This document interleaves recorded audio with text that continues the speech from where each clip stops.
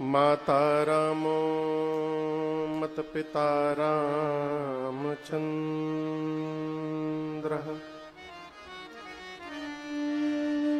स्वामी रामो मत सखा रामचंद्र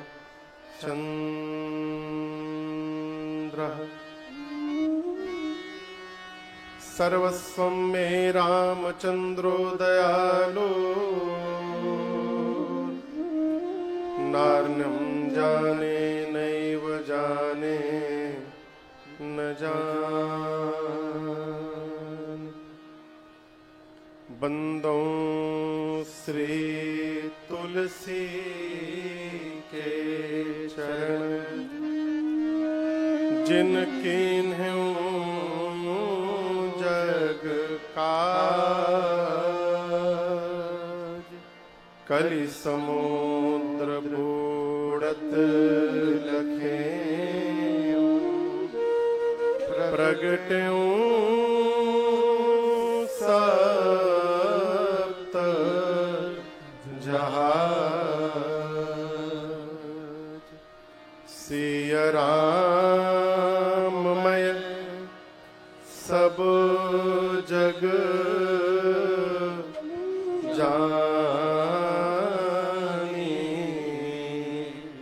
करहूं प्रणाम जोरी जोग पानी।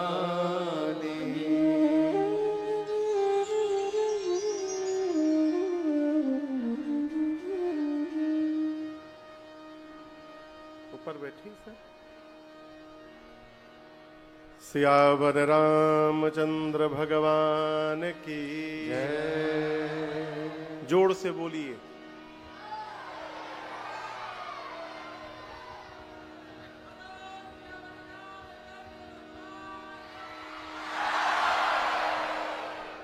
श्री बाल कृष्ण भगवान की जय। उमापति महादेव की जय। पवन सुत हनुमान की जय। पूज्यपाद गोस्वामी तुलसीदास जी महाराज की जय। श्री रामचरितमानस भगवान की जय। नमः पार्वती पतये हर हर महादेव।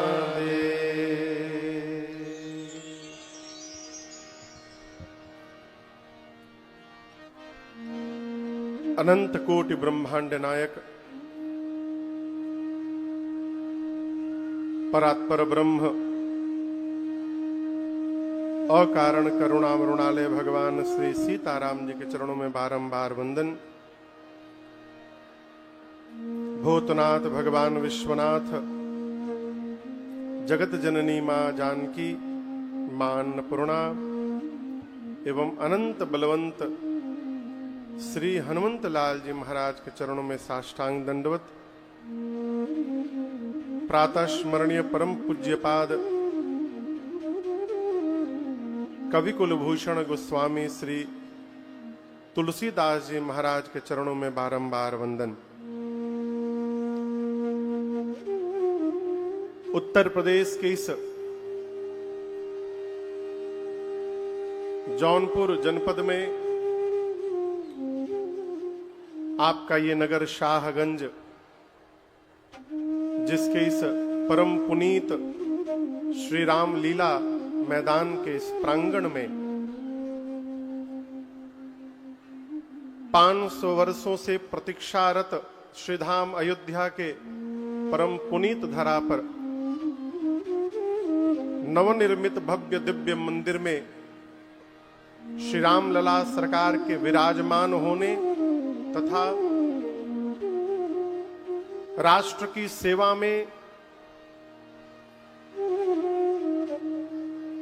100 वर्ष पूर्ण करने के राष्ट्रीय स्वयं सेवक संघ के इस दिव्य सुअवसर सुयोग के पावन युगल उत्सव के अवसर पर आयोजित ये 9 दिवसीय श्री राम कथा महोत्सव, जिसके आज हम और आप चतुर्थ न हो आज चतुर्थ सत्र में हम और आप उपस्थित हुए हैं। इस पूरे आयोजन के केंद्र में बाबू श्री श्रीश अग्रहरि जी तथा सुमित अग्रहरि जी, जिनके संकल्प से, और भैया कहाँ है, उधर है, जिनके संकल्प से ये सुयोग हमको आपको सुलभ हुआ। आज चतुर्थ सत्र में दैनिक यजमान के रूप में श्रीमान शैलेंद्र सिंह जी, श्रीमान राजकमल जायसवाल जी, श्रीमती रूपम जायसवाल जी, श्रीमान प्रकाश चंद्र अग्रहरि जी, श्रीमती रेखा अग्रहरि जी, श्रीमान त्रिवेणी प्रसाद अग्रहरि जी, श्रीमती साधना अग्रहरि जी, श्रीमान अर्जुन अग्रहरि जी, श्रीमती वीणा अग्रहरि जी तथा श्रीमान आशीष यादव जी, इन सब ने मिलकर ठाकुर जी का यहां पर आज वंदन पूजन किया। हमारे आपके मध्य जिस जनपद में ये कथा चल रही है, इस जनपद के जिलाधिकारी महोदय परम आदरणीय श्रीमान दिनेश चंद्र जी यहां उपस्थित हैं। बहुत बहुत स्वागत आपका।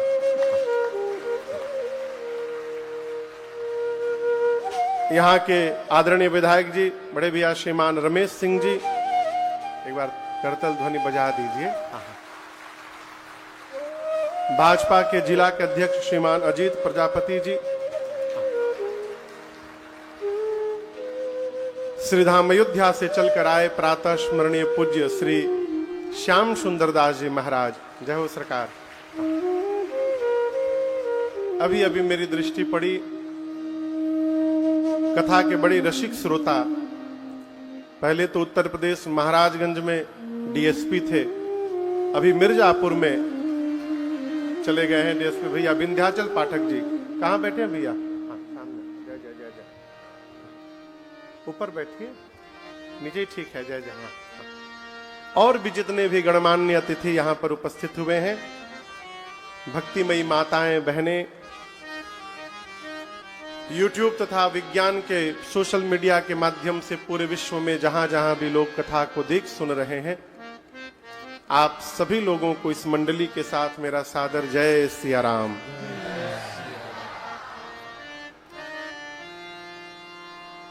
आदरणीय विधायक जी से फोन पर तो मेरी बात हुई थी पहले, लेकिन प्रत्यक्ष मैंने पहली बार कल हम लोग मिले हैं आमने सामने। मैं कल रात्रि में एक बात कह रहा था विनय के साथ, कथाओं में कई नेता आते हैं, मंत्री आते हैं, विधायक सांसद जी आते हैं, कथा सुनते हैं, कराते भी हैं, लेकिन बहुत कम लोग ऐसे मिले जैसे कल जितनी निष्ठा से आप यहां बैठ के कथा सुन रहे थे। पूरे 3 घंटे जितनी तन्मयता के साथ आप बैठे थे, ये बहुत कम लोग मिलते हैं ऐसे। बहुत बहुत साधुवाद आपको। जय जय। कुछ कहे सुने उससे पूर्व आज महाशिवरात्रि है, तो इस भगवान शिव के परम उत्सव की महाशिवरात्रि की आप सभी श्रोताओं को मंगल बधाई और सबको बहुत बहुत शुभकामनाएं।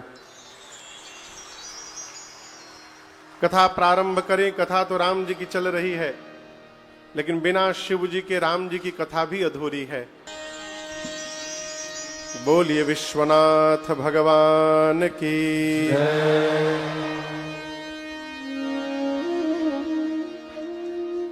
स्मरण में है कल क्या कथा गाए थे, सुने थे हम लोग? याद बा का गाए थे? कल भगवान श्रीधाम अयोध्या में अवतार लिए थे। पूज्यपाद गोस्वामी तुलसीदास जी कहते हैं, भगवान के अवतार लेने के बाद श्री अवध में गृह गृह बाज बधाव शुभ, प्रगटे सुषमा कंद हर्षवंत सब जहाँ तहाँ नगर नारी नर वृंद। भगवान श्री धाम अयोध्या जी में आए। परिणाम अयोध्या के प्रत्येक घर में गोस्वामी जी कहते हैं गृह गृह बाज बधाव शुभ। प्रत्येक घर में उत्सव बधाई गाए जा रही है, उत्सव मनाए जा रहे हैं। क्यों? क्योंकि प्रगटे सुषमा कंद, भगवान का प्राकट्य हुआ है। भगवान का क्या हुआ है? प्राकट्य हुआ। भगवान का जन्म नहीं हुआ है। ये तो हम लोग बोल देते हैं राम जन्म राम जन्म। जन्म जीव लेता है, और याद रखिएगा जो जन्म लेगा वो मरेगा। जिसका जन्म होता है उसकी मृत्यु निश्चित है। भगवान मरते उड़ते नहीं है, भगवान जन्म नहीं लेते, भगवान प्रकट हो जाते हैं। क्या हो जाते हैं? प्रकट का मतलब समझते हैं? जो न हो के भी हो उसको प्रकट कहते हैं। यहां है नहीं और अचानक दिखाई देने लगे, ये प्रकट होना है। प्रकट वही हो सकता है जो सर्वत्र विद्यमान है। अग्नि को जलाया नहीं जाता, अग्नि को प्रकट किया जाता है। अग्नि सर्वत्र है। कहां है महाराज? हथेली रगड़िए हाथ गरम। गरम कहां से हो गया? अग्नि है। जहां भी घर्षण करिएगा अग्नि प्रकट हो जाते हैं। आप देखिए विवाह में अग्नि की साक्षी दी जाती है। क्यों? इसलिए अग्नि की साक्षी दी जाती है कि अगला यदि अपने वादे से कहीं मुकरेगा तो धरती के जिस कोने भी रहेगा वहां गवाही देने के लिए अग्नि उपस्थित रहेंगे। इसलिए अग्नि की साक्षी दी जाती है। अग्नि सर्वत्र है। जहां घर्षण करिए अग्नि प्रकट हो जाएंगे। उसी प्रकार भगवान सर्वत्र है। जहां भाव से जिह्वा से भगवत नाम का उच्चारण करिए भगवान वहीं प्रकट हो जाएंगे। भगवान, इसलिए गोस्वामी जी छंद लिखते हैं। आपको याद है? भय प्रगट कृपाला दीना दयाला मां कौशल्या हितकारी।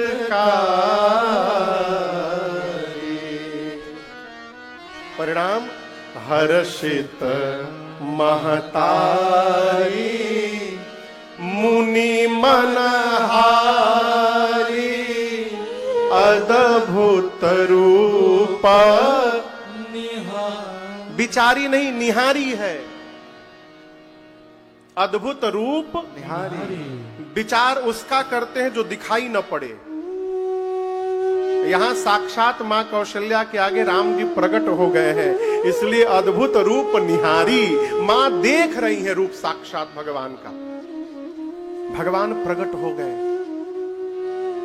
क्यों प्रकट हो गए हो? केवल और केवल दशरथ जी और मां कौशल्या के प्रेम के कारण। देख, ज्ञान से भगवान नहीं आए, प्रेम से भगवान आए। आप अंतर समझिएगा। ज्ञान हो जाएगा तो आप भगवान के पीछे दौड़िएगा, और जब प्रेम हो जाएगा ना तो भगवान आपके पीछे दौड़ना प्रारंभ कर देंगे। उदाहरण दे रहा हूं। शबरी मैया राम जी के पास नहीं गई थी, राम जी शबरी के पास गए थे ना। केवट भैया राम जी के पास नहीं गए थे, राम जी केवट भैया के पास गए थे। शबरी मैया तो कहती प्रभु मैं पढ़ी लिखी नहीं हूं, अधम हूं। अधमाते अधमा अधम अति नारी। कई लोग कहते हैं ना महाराज, नहा करके पूजा करना चाहिए, नाम जपना चाहिए कि बिना नहाना चाहिए, बिना नहाए। पहली बात तो यदि मनुष्य है तो प्रश्न ही नहीं पूछना चाहिए। क्या आप नहाना नहीं चाहते हैं? का यदि नहाने का मन नहीं है तभी न पूछेंगे महाराज नहा के पूजा करके बिना नहाए हैं? यदि आप स्वच्छता शुचिता पसंद करते हैं तो ये तो प्रश्न ही नहीं करना चाहिए। हाँ, एक बात मैं कहूंगा कि ये आवश्यक नहीं है कि 3 बजे भोर में नहा लें। यदि शरीर अनुकूल है तो नहाइए, यदि शरीर अनुकूल नहीं है तो आप बाद में भी नहाइएगा तो भगवान नाराज नहीं होंगे। भगवत नाम जपने का नहाने से न नहाने से कोई लेना देना नहीं है। आप नहा के जपिए, बिना नहाए जपिए, खा के जपिए, बिना खाए जपिए, खड़ा होके जपिए, लेट के जपिए, बेड पर बैठ के जपिए, भुइयां लौटा के जपिए, कोई फर्क नहीं पड़ता।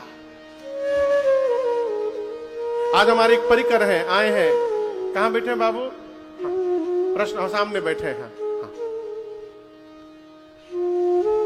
प्रश्न किए मेरे से कि महाराज जी मैं तो नाम जप करता हूं, लेकिन कई लोग कहते हैं केवल राम जी का नाम जपोगे तो कुछ नहीं होगा, साथ में सीताराम जी का जपो, सीता जी का जपो। एक लोग बोल दिए हनुमान जी को नहीं जपोगे तो राम जी मिलबे ना करिए, राम दुआरे बिना हनुमान जी के जपले राम जी बेटेबे ना करिए। देखिए भगवान सबको एक मुंह दिए हैं। आदमी आएगा कुछ मुंह से बोल के चला जाएगा। यदि आप सबकी सुनते रहिएगा ना तो जो कर रहे हैं वो भी छूट जाएगा। एक आदमी का मिठाई का दुकान था। किसका दुकान था? अधिकारी साहब, मिठाई का दुकान था एक आदमी का। दुकान के ऊपर बोर्ड लिखा था यहां पर ताजी मिठाइयां मिलती हैं। खूब बढ़िया साइन बोर्ड लगा था, यहां पर ताजी मिठाइयां मिलती हैं। एक दिन एक ग्राहक आया, बोला तुम महामूर्ख हो, तुम्हारे दुकान के ऊपर बोर्ड लगा है तो सबको पता है इसी दुकान में मिलेगा, यहां पर लिखने का क्या मतलब? तुम लोगों में भ्रम पैदा कर रहे हो, यहां पर मिटाओ। तो उसी दिन पेंट लेके यहां पर मिटा दिया। अब हो गया ताजी मिठाइयां मिलती हैं। 2 दिन बाद फिर कोई पहुंचा, बोला बासी भी बेचते हो क्या?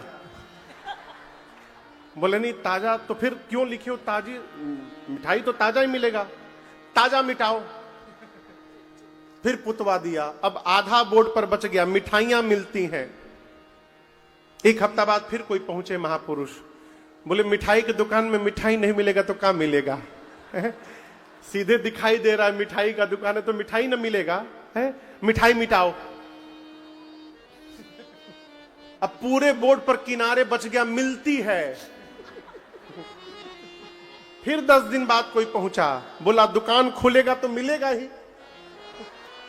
यदि दुकान खुला है तो मिलेगा ही मिलेगा, बंद है तो नहीं मिलेगा। लिखने का क्या मतलब? मिटाओ इसको। फिर मिटा दिया, मिलती है। पूरा उसका बोर्ड खाली।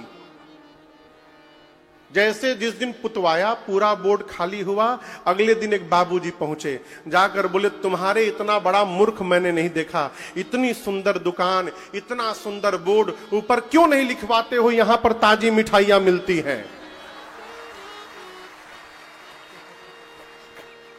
कहने का अर्थ है माई बाप, जो आएगा एक ठे लकड़ी लगा के चला जाएगा। इसलिए सुनियो नहीं मत। जिस पर आपकी निष्ठा है, जिसमें आपकी श्रद्धा है, एक ही साधे सब सधे। जिस पर आपकी श्रद्धा है उसकी बात सुनिए और उसकी बात मान करके उसी में आगे बढ़िए। भगवान बैठे बिठाए मिलेंगे आपको घरे। आप सीताराम की बात करते हैं, वाल्मीकि जी तो राम भी नहीं जपे थे। क्या जपे थे? मरा मरा जपे थे, मरा मरा। वाल्मीक के जाप से निकला यह परिणाम।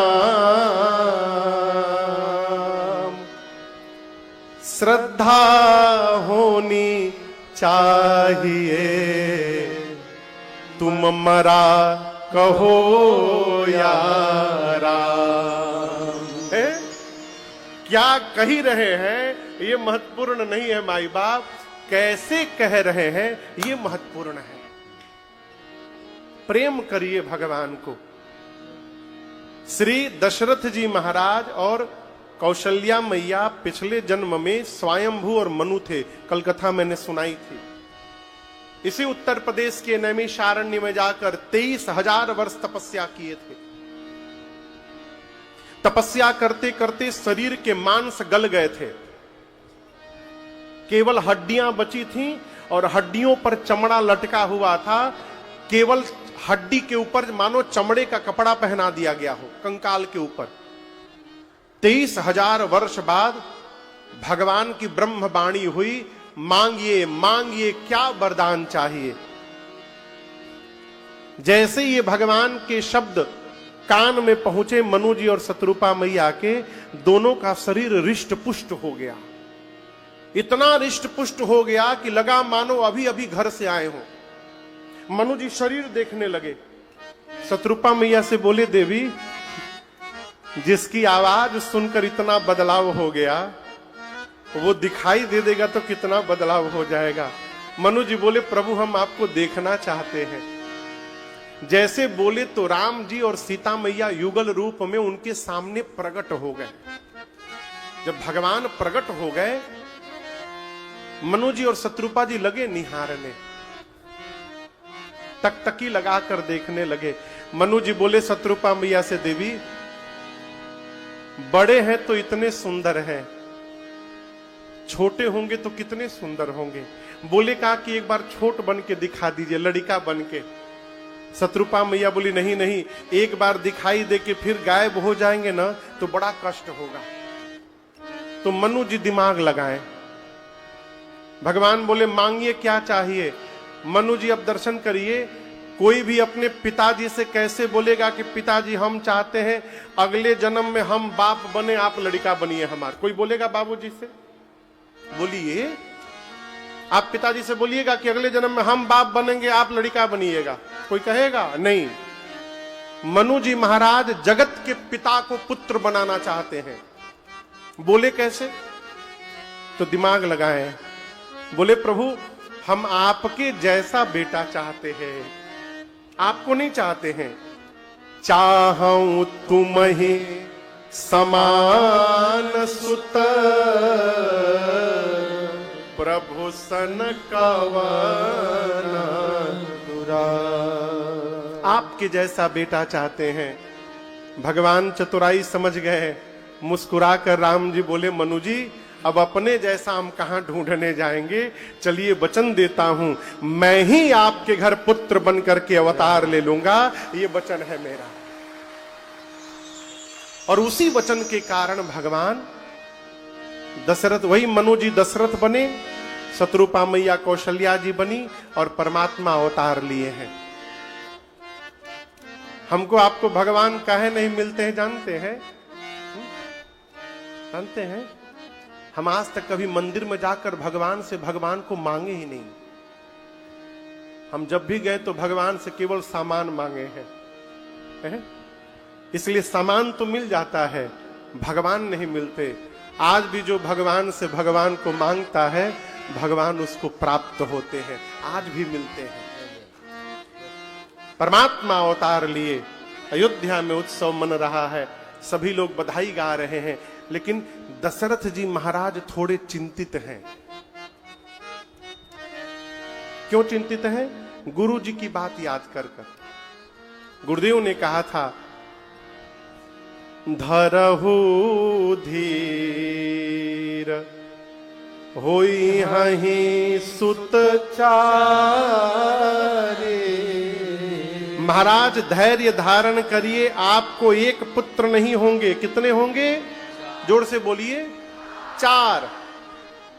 अभी कितने आए हैं? कितना पुत्र हुआ है अभी? 1, राम जी। महाराज इसलिए परेशान है कि गुरुदेव की बात असत्य नहीं हो सकती। 4 कहा है गुरु जी ने, तो बड़का तो आ गया, बाद के 3 क्यों नहीं आ रहे? अभी महाराज विचार कर ही रहे थे, तब तक एक दासी ने आकर कहा, महाराज कैकेयी सुता सुमित्रा दो, कैकेयी सुता सुमित्रा दो। सुत जन मत भयो, सुंदर सुत जन मत भयो। वह सुख संपत्ति समय समाजा, वह सुख संपत्ति समय समाजा, कहि न सकै शारद अहिराजा, कहि न सकै शारद अहिराजा। हाँ, कहि न सकै शारद अहिराजा, कहि न सकै शारद अहिराजा। बैठिए बैठिए, खजाना मिल गई, बैठिए बैठिए बैठिए। दासी ने कहा महाराज बधाई हो, बधाई हो, बधाई हो, बधाई हो, बधाई हो। दासी ने कहा महाराज कौशल्या जी के बाद कैकेयी जी ने एक और सुमित्रा जी ने 2 पुत्रों को जन्म दे दिया। गोस्वामी जी कहते हैं श्री अवध का आनंद महोत्सव देखते देखते 4 गुना बढ़ गया। वह सुख संपत्ति समाय समाजा, कहि न सकै शारद अहिराजा। लोग उत्सव मना रहे हैं। आपको बताऊं, सूर्य वंश में परमात्मा ने अवतार लिया है। किस वंश में? सूर्य वंश। जोर से बोलिए। राम जी दोपहर में अवतार लिए कि रात में? रात में, दोपहर में। दोपहर में भगवान सूर्य ठीक ऊपर रहते हैं 12 बजे। जिस दिन परमात्मा ने अवतार लिया उस दिन सूर्य नारायण अयोध्या के ऊपर ही खड़े थे। उनके ही वंश में राम जी अवतार लिए हैं।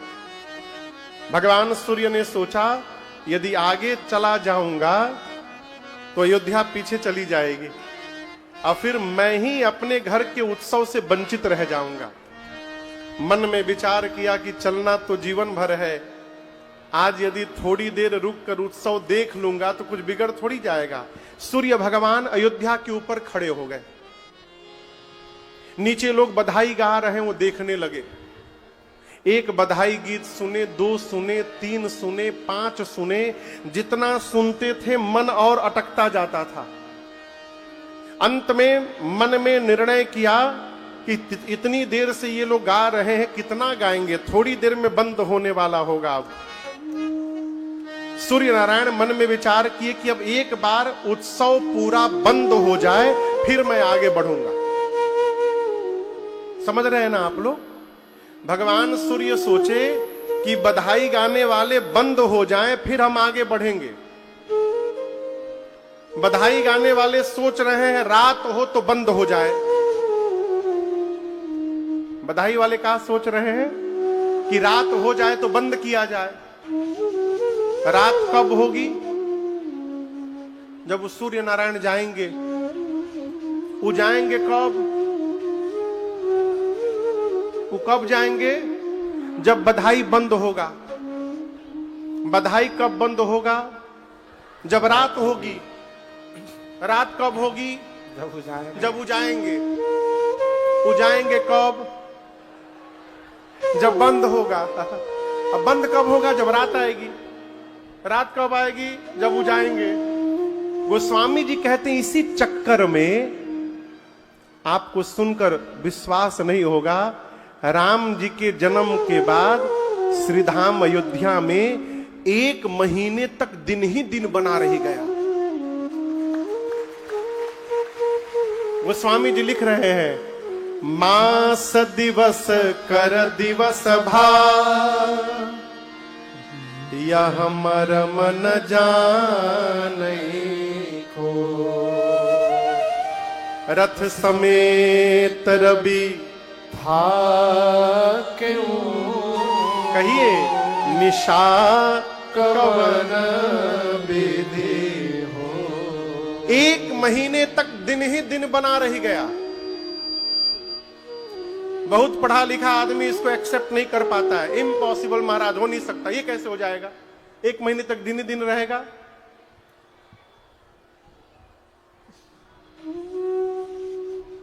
पृथ्वी पर एक महाद्वीप है यूरोप, उसमें भी जब आप ऊपर जाइएगा ना, नॉर्डिक 4 देश मिलाकर एक नॉर्डिक रीजन है, डेनमार्क, स्वीडन, नॉर्वे और फिनलैंड। तो अब नॉर्वे में जाइएगा ना, तो वहां 6 महीना दिन रहता है, 6 महीना रात। वहां पर एक दिन ऐसा भी आता है जिसको मिडनाइट सन कहा जाता है, रात को 12 बजे भी सूर्य भगवान दिखाई देते हैं। हम लोग उधर कथा करने जाते हैं, कथा करके निकलते हैं रात में 9 बजे हॉल से बाहर, तो लगता है कि अभी शाम का 3 बजा। इतना प्रकाश, 3 बजे बजा जितने प्रकाश रहता है रतिया में 9 बजे रहता है। दिमागे चक्कर आ जाता है उधर, कब रात होगी, भगवान से मना जल्दी रात हो जाए। तो यदि वहां 6 महीना प्रकाश हो सकता है, तो जिसके प्रकाश को प्राप्त करके सूर्य भी प्रकाशमान होते हैं, वो परम प्रकाशक अयोध्या में अवतार लिया है। वहां 1 महीना काहे नहीं हो सकता है? वो हमारे सरकार अयोध्या से आए हैं। अयोध्या में आज भी एक ऐसा स्थान है जहां पर राम नवमी के बाद उस स्थान के आश्रम का कोई भी लाइट 1 महीने तक बंद नहीं होता है, दिन रात जलता है। किसी ने महंत जी से पूछा कि आप सब लाइट काहे जला के रखे हैं? डंडा लेके दौड़ा दिए, बोले भगो यहां से। हमारे राम जी आए थे तो 1 महीना दिन ही दिन था। हमारे आश्रम में भी 1 महीना दिन ही दिन रहेगा, रात्रि आएगी ही नहीं। यहां पर 1 महीने तक भगवान सूर्य खड़े रहे और उसके बाद मानसिक प्रणाम करके राम जी को दिन मानि चले करत गुण गाना, दिन मानि चले करत गुण गाना, यह रहस्य काहू नहीं जाना, यह रहस्य काहू देखी महोत्सव सुर मुनि नागा, देखी महोत्सव सुर मुनि नागा, चले भवन बरनत निज भागा, चले भवन बरनत निज भागा, और कहूँ निज चोरी, और कहूँ निज चोरी, सुनु गिर जायते दृढ़मति तोरी, सुनु गिर जायते दृढ़मति तोरी, सुनु गिर जायते दृढ़मति तोरी।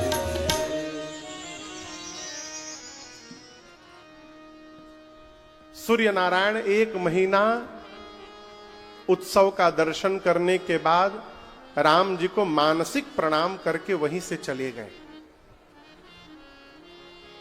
देखिए, आपसे एक निवेदन करूं, प्रणाम करना हो ना तो मानसिक करिए, भीड़ में भी। यदि आप हृदय से प्रणाम करेंगे तो आपको आशीर्वाद मिलेगा।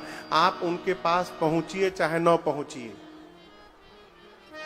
लेकिन ये जो धक्का धुक्की आप लोग लगाते हैं ना, ये व्यवहार उचित नहीं है, ठीक ना? दूर से प्रणाम करिए। भगवान को छू के प्रणाम करते हैं कि दूर से करते हैं? बताइए, बोलिए। फिर सूर्य नारायण प्रणाम करके गए और यहां दर्शन करिए, उत्सव करने कौन कौन आया था? 3 लोक से। आप तो अयोध्या के निकट हैं, रामनवमी के दिन आप अयोध्या जाते होंगे। कौन कौन जाता है, गया है रामनवमी के दिन? गए हैं। जो नहीं गए हैं एक बार हो आइएगा। आपको ऐसा प्रतीत होगा कि श्री रामनवमी के दिन पूरा ब्रह्मांड आ गया है अयोध्या में। जिस समय राम जी आए थे, तीनों लोक से लोग आए थे। देव की महोत्सव, सुर, देवलोक से देवता, सुर, मुनि, पृथ्वी से मुनि, नागा, नागा यानी पाताल से, देवलोक से देवता, पृथ्वी लोक से मुनि, पाताल से नाग, इन तीनों लोक से लोग दर्शन करने आए थे। यहां भी कथा चल रही, देखिए कहां कहां से लोग आए हैं, कितनी दूर दूर से लोग आए हैं। अभी हम जो पिछली कथा गाए हैं गोरखपुर, उस गोरखपुर के मुख्य आयोजक आदरणीय बाबूजी श्रीमान मदन मोहन त्रिपाठी जी और मैया श्रीमती कुमुद त्रिपाठी जी, डॉक्टर कुमुद त्रिपाठी जी, ये उस कथा के मुख्य यजमान यही लोग हैं। हमारे आदरणीय जिलाधिकारी महोदय आ गए हैं, कितने गणमान्य लोग आए हैं। ये भगवान का उत्सव इसलिए अपने आप चले आए। उर प्रेरक रघुवंश विभूषण, तीनों लोक से लोग उत्सव दर्शन करने आए। ये बड़ी बात नहीं है, दर्शन किए। दर्शन करने के बाद जब गए हैं तो कैसे गए हैं ये बड़ी बात है। कैसे गए हैं गोस्वामी जी लिखते हैं, चले भवन बरनत निज भागा, चले भवन। सभी लोग अपने सौभाग्य की प्रशंसा करते करते जा रहे हैं। विधायक जी कैसे जा रहे हैं?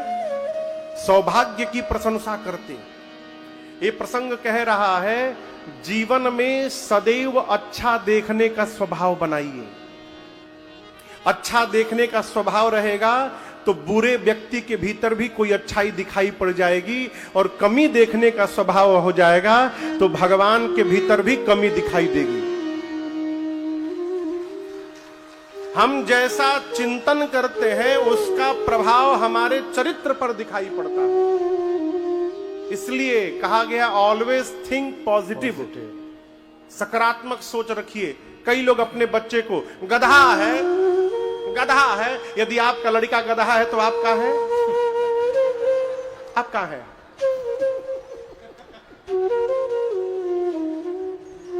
हम कुछ गलत बोल दिए कहा। कई लोग बच्चे को गधा है, गधा है। 1 साल बच्चे को गधा गधा बोल दीजिए, नहीं भी होगा तो गधा हो जाएगा। आप करके देखिएगा।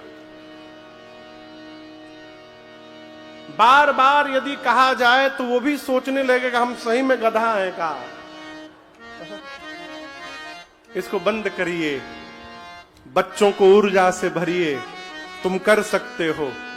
देखिए, एक छोटे से बीज के अंदर वृक्ष बनने की शक्ति होती है। छोटा सा बीज हो, यदि समय पर जल और मिट्टी का संपर्क हो जाए तो उसमें वृक्ष की शक्ति होती है। उसी प्रकार छोटे बच्चे में भी बहुत शक्तियां होती छिपी रहती हैं, हमको केवल उसको उभारना है। इसलिए ऊर्जा से भरिए बच्चों को।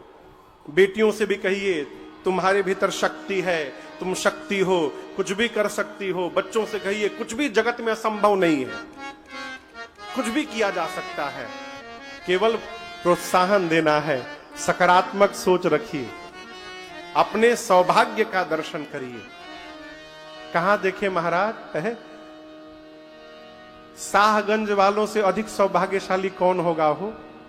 100 किलोमीटर में अयोध्या जी, 100 किलोमीटर में प्रयाग और 100 किलोमीटर में काशी। अब इससे अधिक सौभाग्य क्या होगा हो?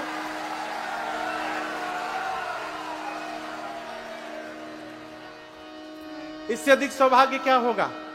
उत्तर प्रदेश में जन्म मिला है, जिस प्रदेश में राम जी अवतार लेते हैं। राम जी तमिलनाडु में अवतार नहीं लेते, पंजाब में, हरियाणा, दिल्ली, गुजरात में अवतार नहीं लेते। कहां लेते? उत्तर प्रदेश में। आपको उस प्रदेश में जन्म मिला है जहां कन्हैया अवतार लेते हैं। भगवान कृष्ण भी उत्तर प्रदेश में आते हैं और तो और भविष्य पुराण में कहा गया है कि भगवान कल्कि भी इसी उत्तर प्रदेश के संभल में अवतार लेंगे, वो भी उत्तर प्रदेश में आएंगे। ये सौभाग्य नहीं है तो और क्या है? अच्छा देखिएगा ना, अच्छा होता है रहेगा, कमी देखिएगा तो कमी से परिपूर्ण हो जाइएगा। शंकर भगवान मां पार्वती से कहते हैं, देवी और एक कहाऊं निज चोरी सुनु गिरिजायति दृढ़मति तोरी सुनु गिरिजायति दृढ़मति तोरी। भगवान शिव कैलाश में बैठकर मेरी मां पार्वती को कथा सुनाते सुनाते कहते हैं, देवी अब मैं आपको अपनी एक चोरी की कथा सुनाता हूं। किसकी कथा सुनाता हूं? चोरी की।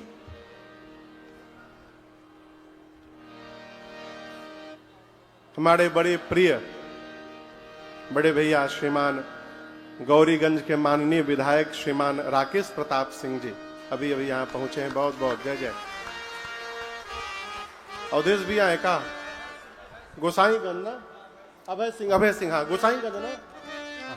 गोसाईगंज के माननीय विधायक श्रीमान अभय सिंह जी, आपसे पहली बार मिल रहे हैं हम। पहले मिले हैं? अच्छा, वो आपके यहाँ मिले हैं, तो एक बार ठीक से स्वागत कर दीजिए। हमारे राकेश भैया जी के यहाँ गौरीगंज में इस साल कथा है 22 दिसंबर से 30 दिसंबर। हमको कल कोई दिखा रहा था, आप अभी से प्रचार शुरू कर दिए हैं। कल कोई दिखा रहा था हमको। हाँ, दिसंबर में रहा जाएगा, खूब आनंद होगा। शंकर भगवान मेरी मां पार्वती को कैलाश में कथा सुनाते हुए कहते, देवी अब मैं आपको अपनी एक चोरी की कथा सुनाता हूं। किसकी कथा? चोरी की। मां ने कहा, प्रभु आप चोरी भी करते हैं का? है बाबू बैठा, पिछवा लोग खड़ा बैठल बा, बैठा।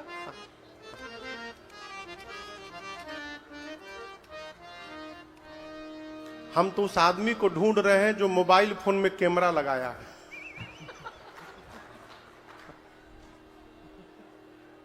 अरे भगवान जय हो। मां ने कहा, प्रभु आप चोरी भी करते हैं? भगवान शिव ने कहा, देवी एक ऐसा व्यवहार मेरे से हो गया है जो मैंने आज तक आपको नहीं बताया, छिपा के रखा है। मां ने पूछा, कौन सा व्यवहार? शंकर भगवान बोले, देवी जब राम जी अयोध्या में अवतार लिए थे ना, तो आपको बिना बताए मैं भी राम जी का दर्शन करने चला गया था। मां बोली, हमको क्यों नहीं ले गए? और अकेले अकेले चले गए? शंकर जी बोले, अकेले नहीं, दुकेले गए थे। मां बोली, किसके साथ गए थे? बाबा बोले, काग भुषुंडी संग हम तो।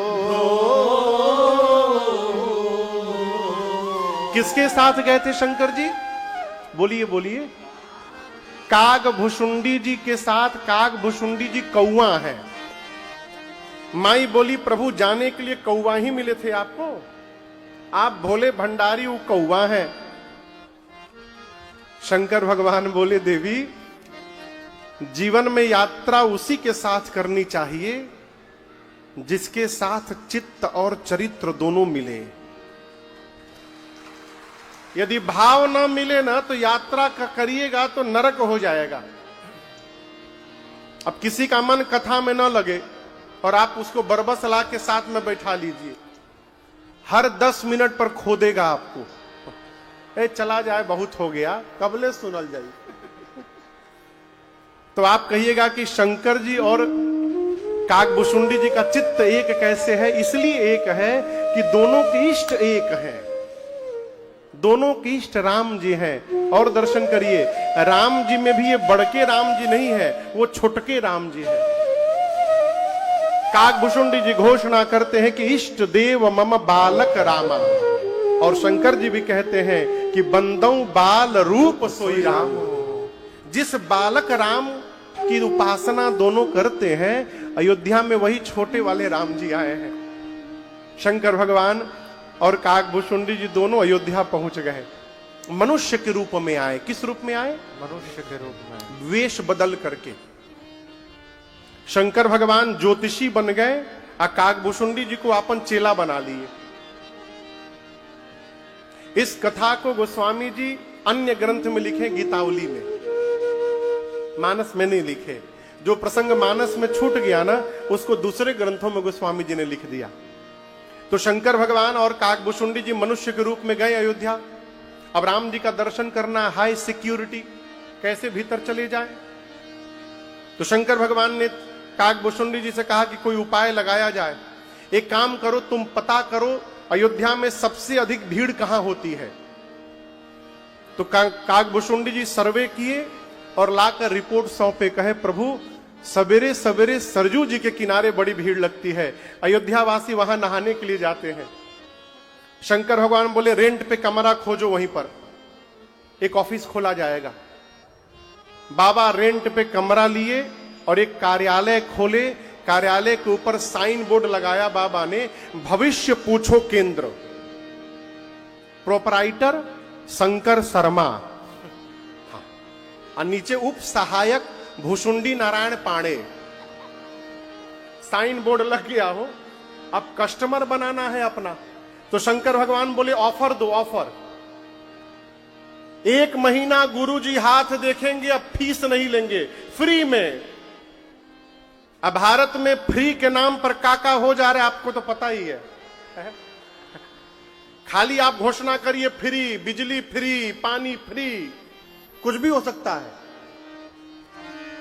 तो गलत बोल दिए कहा। शंकर भगवान बोले 1 महीना फीस नहीं लिया जाएगा। अरे लंबी भीड़ लग गई। अब बाबा को कहा भविष्य देखना, हाथ देखना। बाबा हाथ पकड़ते थे, शुरू हो जाते थे। तुम्हारा नाम ये, बाबूजी का नाम ये, बाबा का नाम ये, परसों तुम घर में मार खाए थे ना, आज पराठा खा के आए हो, बाबा सब बताते थे। अब शंकर भगवान की ख्याति इतनी बढ़ गई अयोध्या में, कुछ ही दिनों में सूचना पहुंची मां कौशल्या के पास। दासियों ने कहा महारानी जी, एक बहुत भारी पंडित जी आए हैं, शंकर शर्मा नाम है उनका, हाथ पकड़ते हैं और सब बता देते हैं। मां ने कहा कि बुला के लाओ बाबा जी को, हमको अपने राम का भाग्य पूछना है उनसे। सेवक पहुंचे शंकर भगवान के कार्यालय पर, लंबी भीड़ लगी है। सेवकों ने जाकर कहा कि शंकर शर्मा कौन है आप में से? भगवान शंकर बोले हम हैं। सेवक ने कहा चलिए, आपको राजमहल में महारानी कौशल्या जी ने बुलवाया है, उनके पुत्र का भाग्य बताना है आपको। जैसे बाबा सुने, काकभूषुंडी जी से बोले चेला पोथी पतरा बंद कर। अब जो लोग लाइन लगाए थे रात से, बोले हमारा भाग्य कौन बताएगा? शंकर जी बोले तुम्हारा भाग्य तुम जानो, अब मैं अपना भाग्य देखने के लिए जा रहा हूं, बुलावा आ गया है भीतर से। बाबा काकभूषुंडी जी के साथ पहुंचे। द्वार पर द्वारपाल खड़े थे, रोक दिए, बोले रुकिए रुकिए, आप में से शंकर शर्मा कौन है? शंकर जी बोले हम हैं।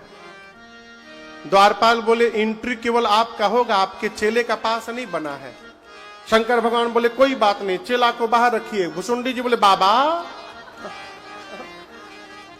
आए, साथ में भीतर जाने की बारी आई तो बाहर छोड़िए। शंकर जी बोले तुम्हारे चक्कर में हम अटक जाएंगे, एक बार हमको भीतर जाने दो, कोई जुगाड़ लगा के जरूर बुलाएंगे। हाँ, बाबा भीतर गए।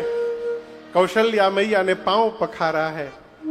शंकर जी बोले लल्ला को लेके आइए मैया। बाबा उतावले देखने के लिए राम जी को। गोद में जब मां मेरे राघव सरकार को लेकर आई ना, यहां दर्शन करिए, राम जी को देखते शंकर भगवान को राम जी की याद नहीं आई, काकभूषुंडी जी की याद आ गई कि चेला हमारा बाहर खड़ा है दर्शन करने के लिए। मां लेकर के आई। शंकर जी देखें, बोले एक समस्या है। माँ बोली हमारे लल्ला में क्या समस्या है? बाबा बोले लल्ला में समस्या नहीं है, समस्या ये है कि हमार सब पोथी पतरा हमार चेला लेके बाहर खड़ा है। अब वो चेला भीतर आवे तो हम कुछ बतावें। काकभूषुंडी जी की वाइल्ड कार्ड एंट्री हुई हो। पहुंचे काकभूषुंडी जी भीतर जाते बोले जय हो बाबा, जय हो जय हो, धन्य कर दिया आपने हमको। कौशल्या मैया ने राम जी को शंकर जी की गोद में दे दिया। बाबा गोद में राम जी को लेकर के एक हाथ पकड़ के राम जी का देखने लगे। काकभूषुंडी जी मन में परेशान कि गुरुजी अकेले अकेले लूट रहे हैं, हमको पूछ भी नहीं रहे हैं। तो काकभूषुंडी जी कौशल्या मैया को बोले नमस्ते भूसुंडी नारायण पांडे, चेला गुरु जी के चेला। माँ बोली हाँ ठीक है। बोले नहीं आगे का सुनिए, हमारे गुरु जी हाथ की रेखा के स्पेशलिस्ट हैं, हम पांव की रेखा के स्पेशलिस्ट हैं। तो जब तक गुरु जी हाथ देख रहे हैं आप कहिए तो हम तब तक पांव देख लें। मां बोली देखिए, आप कल्पना करिए भगवान के छोटे छोटे पांव। श्री काकभूषुंडी जी एक ही हाथ में दोनों पांव पकड़ लिए भगवान का, है दोनों पांव एक ही हथवा में। और जो दूसरा हाथ भगवान का खाली था ना, उस हाथ को लेकर काकभूषुंडी जी अपने सिर पे रख दिए राम जी का हाथ। शंकर जी देखे, मन में बोले अरे हम गुरु होकर केवल हाथ पकड़े हैं, आई चेला होकर हाथ पांव दोनों पकड़ लिया, चेलवा हमसे आगे निकल गया। आज बाबा ने राम जी का दर्शन किया है और उसके बाद मां कौशल्या को स्वभाव बताया। देखिए माताओं को सबसे अधिक चिंता के अंदर क्या रहती है, बहू कैसी आएगी। शंकर भगवान बोले कैसी आएगी मत पूछिए, कैसे आएगी ये पूछिए। माई पूछी कैसे आएगी, शंकर भगवान बोले यदि कोई बाबा जी इनको अयोध्या से बाहर ले जाने के लिए आए ना तो तुरंत भेज दीजिएगा साथ में, क्योंकि जब तक ये किसी बाबा जी के साथ अयोध्या से बाहर नहीं निकलेंगे तब तक आपके घर में बहू आने वाली नहीं है। दर्शन करके बाबा वापस गए हैं। और आपको बताऊं शंकर जी 2 बार आए हैं। कितनी बार? 2 बार। एक बार काकभूषुंडी जी के साथ आए, और राम जी कुछ और बड़े हो गए तो एक बार हनुमान जी के साथ आए। हनुमान जी को लेकर के बाबा मदारी बनकर आए थे।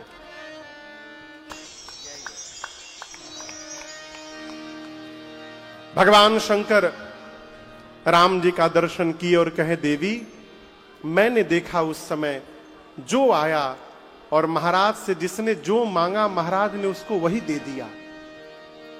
जिसने हाथी मांगा उसको हाथी दिया, जिसने रथ मांगा उसको रथ दिया, जिसने घोड़ा मांगा घोड़ा दिया, जिसने सोना चांदी मांगा महाराज ने उसको स्वर्ण चांदी दिए, जिसने हीरा मांगा हीरा दिया, जिसने वस्त्र मांगा महाराज ने उसको वस्त्र दिया। कैसे दिया? मांगने वाले संतुष्ट हो गए। परिणाम मन संतोषे सबन ही कै जहां तहां देहि आशीष सकल तनय चिरजीवहु तुलसीदास के ईश। यही उपक्रम चलता रहा, मांगने वाले आते गए, महाराज देते गए। बाबा कहते हैं कछुक दिवस बीते एहि भांति, कछुक दिवस बीते एहि भांति, जात न जानी दिन अरुराते, जात न जानी दिन अरुराते, नाम करण कर अवसर जानी, नाम करण कर अवसर जानी, भूप बोले पठए मुनि ज्ञानी, पठय मुनि ज्ञानी भूप बोले पठय मुनि ज्ञानी भूप बोले पठय मुनि ज्ञानी। नामकरण संस्कार का दिन आया। किसका दिन आया? बोलिए। इस दिन क्या होता है पता है? नाम रखा जाता है। जीवन के 16 संस्कारों में से एक संस्कार है नामकरण संस्कार। उपनयन भी संस्कार है, चूड़ाकरण भी संस्कार है, विवाह भी संस्कार है, लेकिन लोग के खाली अंतिम वाला याद है, अंतिम संस्कार। वो 16वां संस्कार है। इन 16 में से एक संस्कार है नामकरण संस्कार, जिस दिन बालक अथवा बालिका का नाम रखा जाए। आजकल ये संस्कार जन्म के पहले ही हो जाता है। लड़का हुआ तो ई नाम, लड़की हो गई तो ऊ नाम। नियम तो ये कहता है कि शुभ मुहूर्त दिखा करके घर में ब्राह्मण को बुलाकर देवता को भगवान श्री सत्यनारायण की कथा सुनी जाए, हवन हो, और जिसके प्रति आपकी श्रद्धा है उस श्रेष्ठ के श्री मुख से बच्चों का नाम सुना जाए, उनके कान में नाम बुलवाया जाए। ये विधि है। लेकिन आजकल नाम के रखा थे जीजा जी। जीजा जी का रखिए जियान।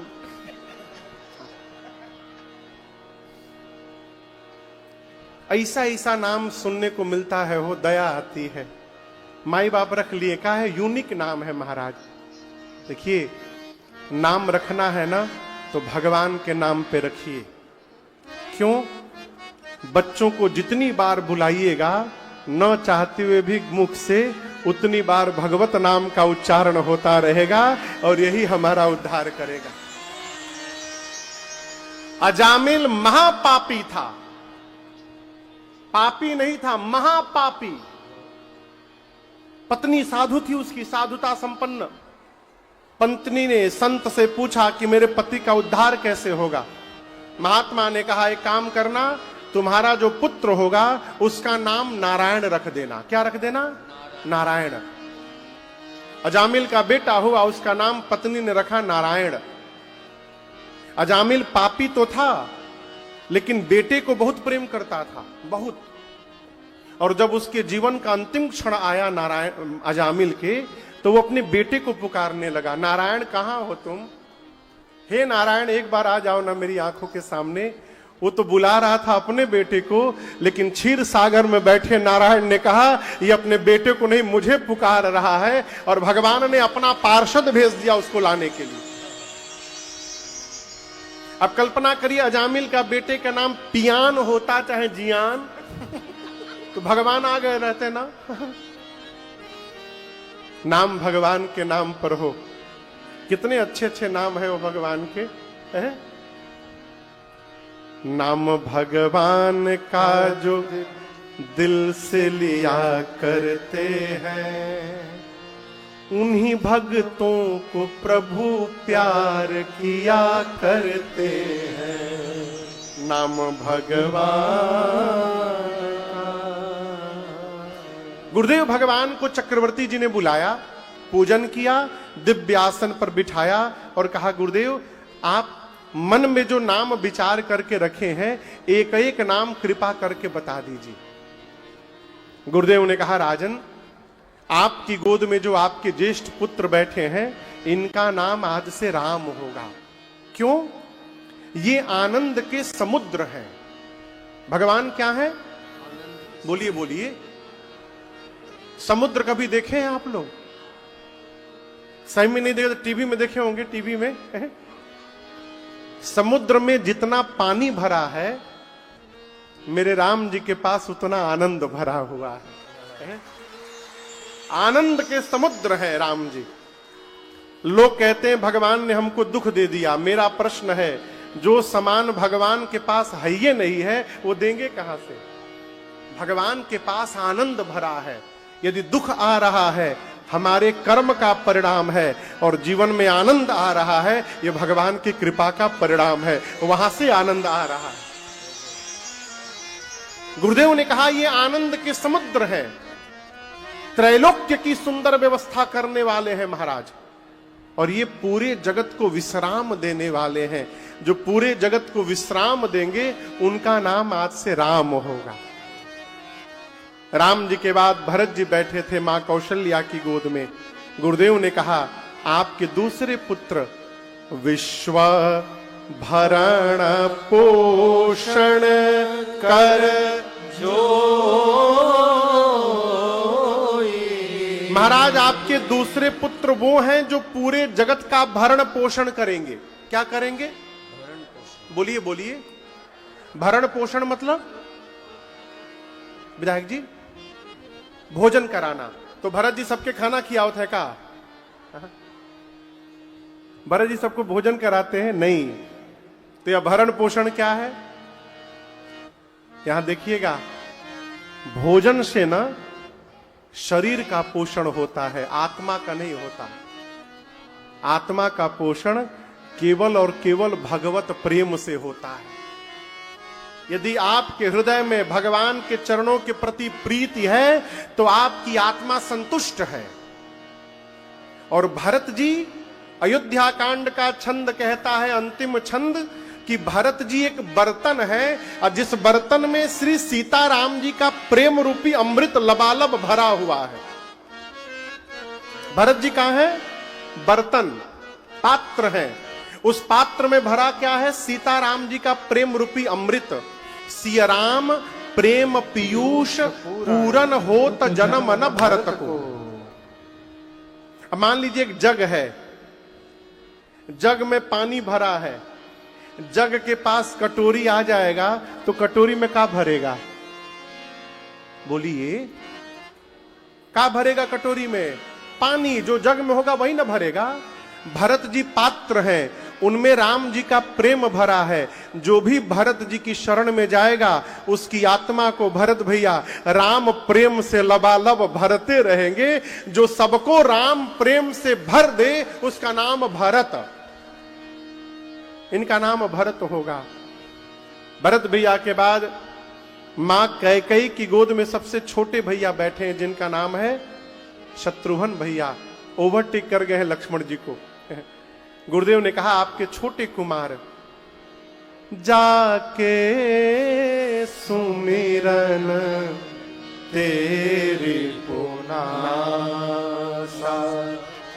नाम शत्रुघ्न वेद प्रकाश।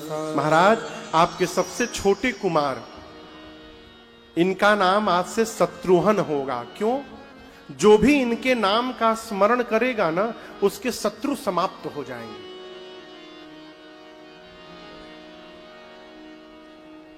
आप में से ऐसा कोई है जिसके पास कोई शत्रु ना हो? जिसका कोई शत्रु ना हो, ऐसा कोई पंडाल में है?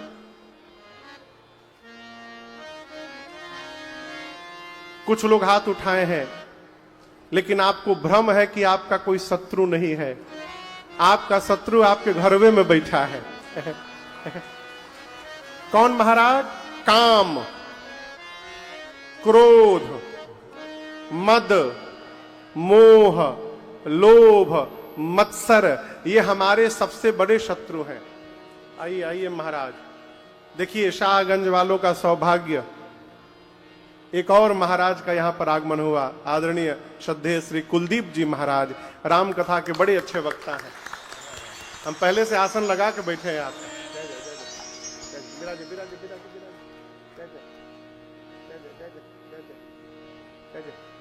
विराजे विराजे विराजे प्रभु। अजीत भी हमारे अजीत गुप्ता जी, अभी आप बांदा में जो कथा सुने होंगे भैया ने कराई थी, इनकी अगली राम कथा इसी वर्ष पुरुषोत्तम मास में उज्जैन महाकाल भगवान की शरण में बैठकर हम लोग राम कथा गाएंगे। भैया उस कथा के मुख्य यजमान है। जय जय महाकाल भगवान के यहाँ। आपको लग रहा है कि आपके कई शत्रु नहीं हैं, लेकिन ये जो काम, क्रोध, मद, मोह, लोभ, मत्सर हैं, किसी भी मनुष्य के सबसे बड़े शत्रु यही है। और ये ऐसे शत्रु हैं जो दिखाई नहीं देते। जो शत्रु दिखाई पड़े उससे तो बचा जा सकता है, जो दिखाइए ना दे उससे कैसे बचिएगा हो। और ये शत्रु कैसे समाप्त होंगे? तो शत्रुघ्न भैया का जीवन देखिए। शत्रुघ्न भैया श्री रामचरितमानस के मौन पात्र हैं, मौन, बोलते नहीं हैं। और याद रखिएगा, जिसको जीवन में मौन होने का ढंग आ गया ना, उसके सब शत्रु अपने आप समाप्त हो जाएंगे। हमारे गांव में भैया एक दादी थी,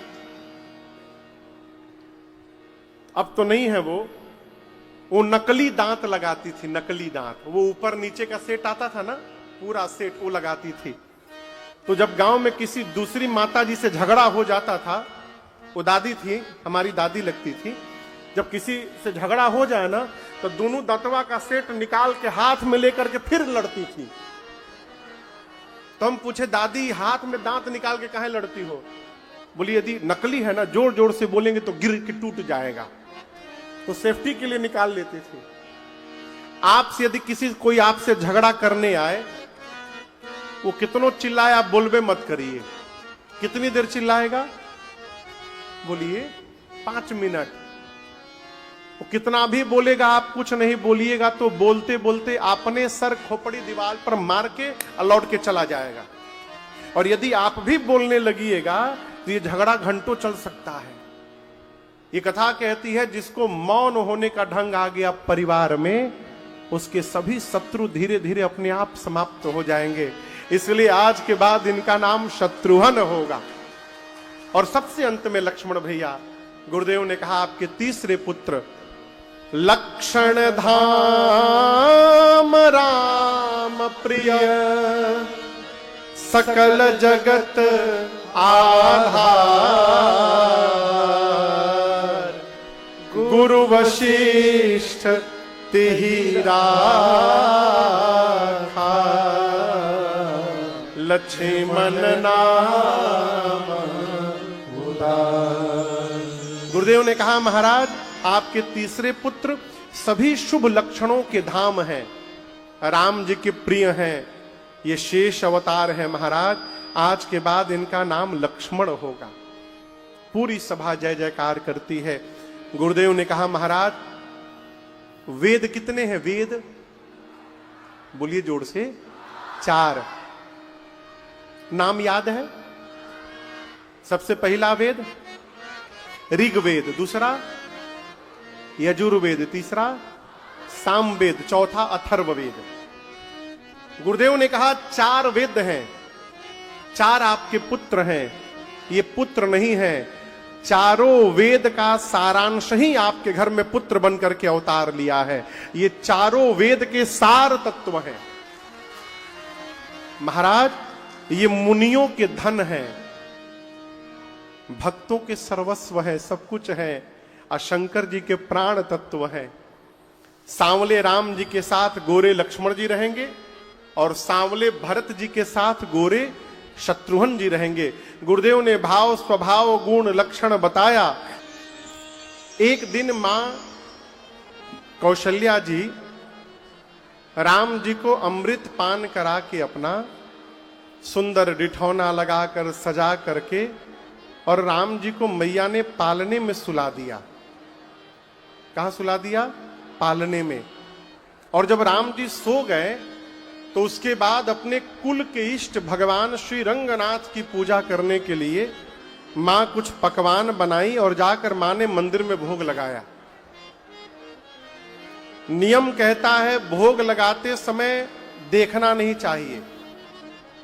कहो, भगवान को जब भोग लगाया जाए तो भोग लगा करके, भोजन रख करके पट बंद कर दीजिए। पट नहीं तो पर्दा लगाइए, कुछ भी नहीं तो कपड़ा लगाइए। यदि कपड़ों नहीं है तो वहां से प्रणाम करके चले जाइए। मां ने मंदिर का पट बंद किया। अब भोग लगाने के बाद जैसे मंदिर का पट खोला, मैया ने क्या देखा? जिन राम जी को मां पालने में सुलाई थी, वो राम जी मंदिर में बैठ के भोग लगा रहे हैं। मां का शरीर कांप गया, मंदिर में कैसे आ गए? दौड़ कर गई, जाकर देखी पालने में सोए भी हैं, मंदिर में भोग भी लगा रहे हैं। एक ही बालक एक समय में दो स्थान पर दिखने लगा।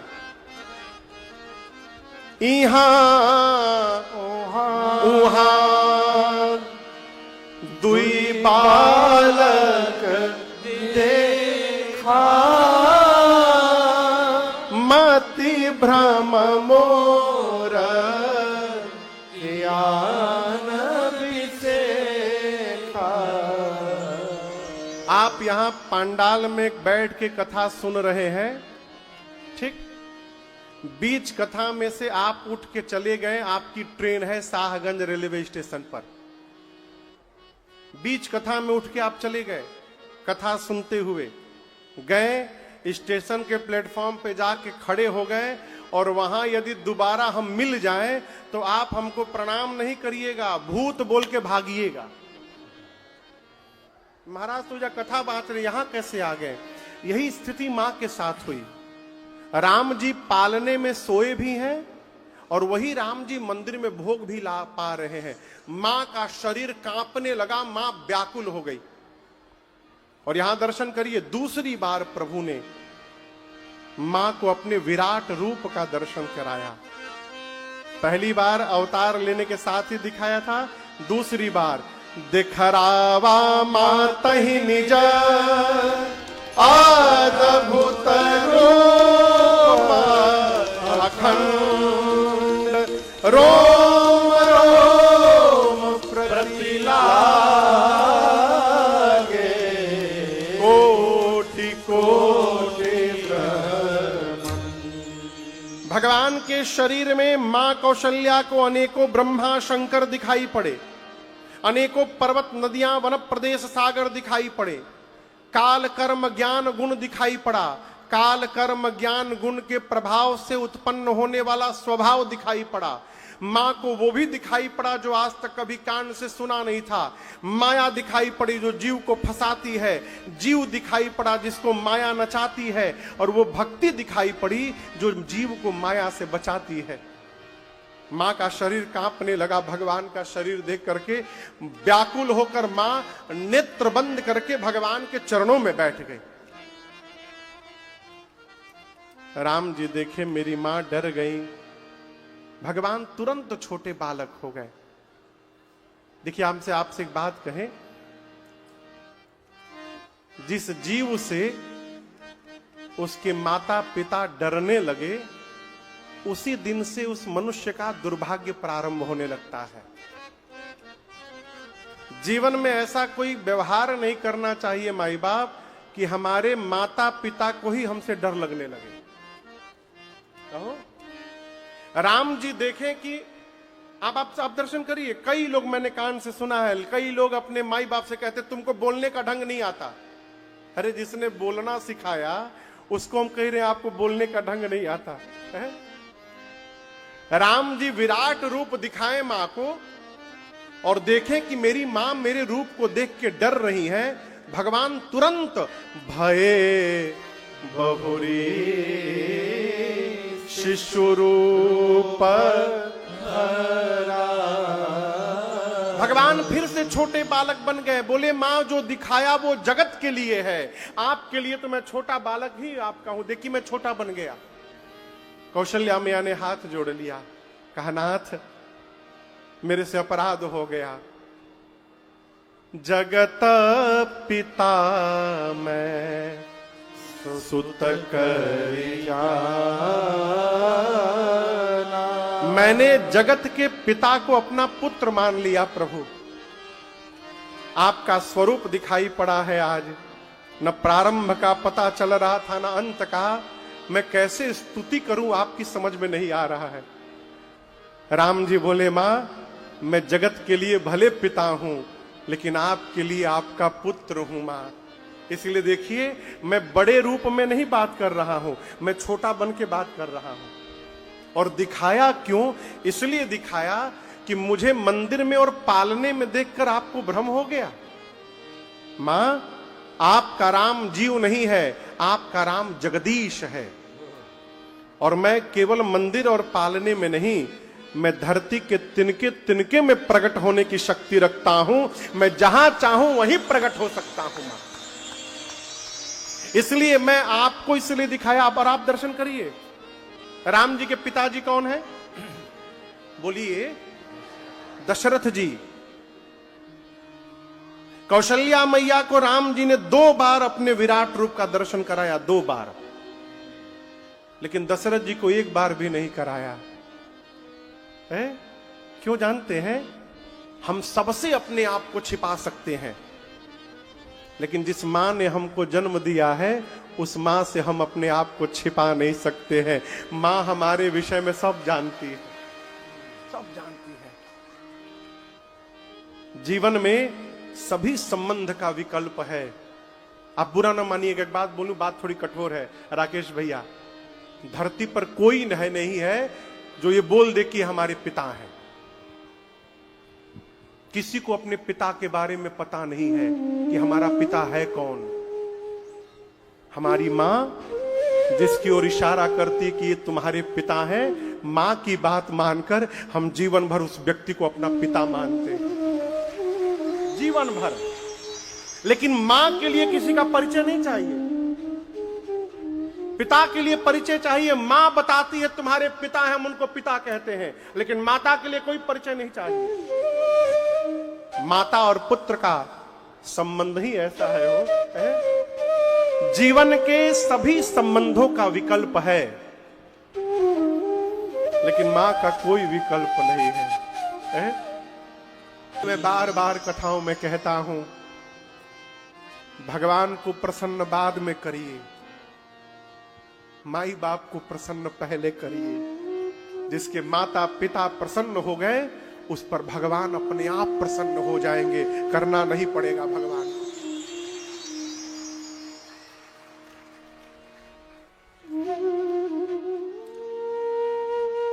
भगवान ने मां को 2 बार विराट रूप दिखाया अपना, 2 बार। कहा मां, पिताजी से अपने आप को छिपा सकता हूं, आपसे कैसे छिपाऊंगा आपको, इसलिए 2 बार दिखाया। और मां, मुझे लेकर संशय न करिएगा, आपका राम जगदीश है, कोई मेरा कुछ भी नहीं बिगाड़ सकता। और इसका प्रमाण देता हूं, मां और बेटे, मां और पिता में सबसे अधिक प्रेम बेटे को कौन करता है? बोलिए, मां। लेकिन राम जी बन गए तो दशरथ जी रोते रोते प्राण त्याग दिए, कौशल्या जी को कुछ नहीं हुआ। क्यों? मां प्रेम नहीं करती है क्या? करती है, लेकिन मां जानती है कि मेरा राम जगदीश है, ये वन में भी रहेगा तो मेरे राम का कोई बाल बांका करने वाला नहीं है। तो मां इस बात को जानती है। राम जी बोले, मां आपको जो दिखाया हूं ना रूप, ये किसी से बताइएगा मत मां, मैं गुप्त रूप में अवतार लिया हूं। कौशल्या, अब आप उस दृश्य की कल्पना करिए, कौशल्या मैया कितनी बड़ी होंगी, राम जी शिशु रूप में है, लेकिन उस बालक रूपी राम के आगे मां कौशल्या हाथ जोड़ के बैठी। पता चल गया कि लड़कों हमारे भगवान है। मां हाथ जोड़कर बैठी है। बार बार कौशल्या विनय करे कर जो, बार बार हाथ जोड़कर मां प्रार्थना करती है, नाथ अब जनि कबहू व्याप प्रभु मोहि माया तो। हे नाथ, आज के बाद आपकी माया मुझे कभी व्याप्त न हो जाए। लोग कहते हैं माया से बचिए, कैसे बचिएगा? राम जी को जन्म देने वाली कौशल्या भी माया से नहीं बच पाई, हम आप कैसे बचेंगे हो? कौशल्या जी को भी कहना पड़ रहा है कि प्रभु अपनी माया से बचाइए हमको, हम आप कैसे बच जाएंगे? माया से बचने का प्रयास न करिए, मायापति राम जी की शरण में रहने का प्रयास करिए, भगवान की शरण में रहिएगा, ये माया आपका कुछ नहीं बिगाड़ सकती। उसी समय राम जी ने मां को माया के प्रभाव से मुक्त किया है। कथा आगे बढ़ी, चारों भाई थोड़े और बड़े भय, चूराकरण संस्कार हुआ, मुंडन हुआ, यज्ञोपवीत संस्कार हुआ। यज्ञोपवीत के बाद चारों भैया गुरुकुल में पढ़ने गए। क्या पढ़ने गए? संस्कार पढ़ने गए। क्या पढ़े? दर्शन करिए। प्रातः काल उठी के रघुनाथा, मात पिता गुर नावहि माथा, अनुज सखा संग भोजन करही, मातु पिता आज्ञा अनुसरही, वेद पुराण सुनहि मन लाई, आप कहे अनुजन समुझाई, आय सुमांगी करहि पुर काजा, देखि चरित हर सई मन राजा, आय सुमांगी करहि पुर काजा, देखि चरित हर सई मन राजा। भगवान गए, संस्कार से पुष्ट होकर वापस आए। गोस्वामी तुलसीदास जी कथा को अब ले करके बक्सर गए। कहां गए? बक्सर। बक्सर जानते हैं आप लोग कहां है? कौना राज्य में है? बिहार में है। स्पार्किंग हो रहा है, कुछ इधर बज रहा है। बिहार में गंगा जी के निकट तट पर एक जिला है जिसका नाम है बक्सर। इस पार बक्सर है, उस पार बलिया है, और बलिया के ठीक बगल में एक जिला है जिसका नाम है गाजीपुर। क्या नाम है? गाजीपुर। उत्तर प्रदेश का गाजीपुर। गाजीपुर का नाम पहले गांधीपुर था। क्या नाम था? गांधीपुर। गांधीपुर। और मुगल आए तो गांधीपुर को गाजीपुर कर गए। और हम आपको बताएं, उन्हीं महाराज गांधी के पुत्र का नाम है विश्वामित्र। विश्वामित्र जो ऋषि मुनि हैं, शरीर से क्षत्रिय थे, गांधी महाराज के पुत्र थे। विरक्ति हुए तो राज्य सत्ता छोड़ करके इस पार बक्सर में सिद्धाश्रम बना के रहने लगे।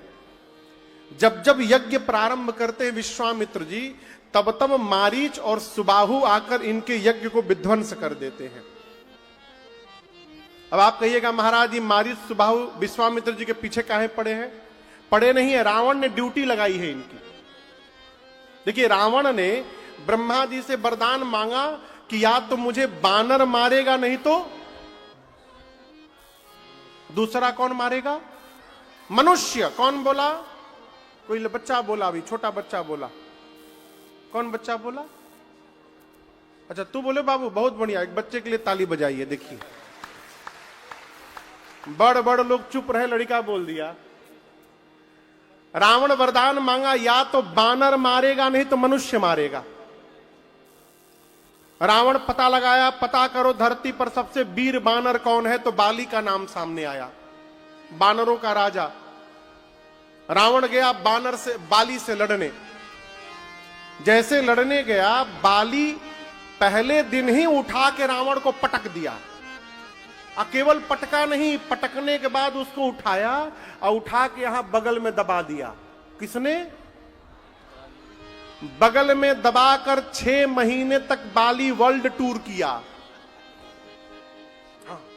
जहां जाता था कहता था, देखा देखा रावणवा है, देखो दबाया हूं, इधर देखो।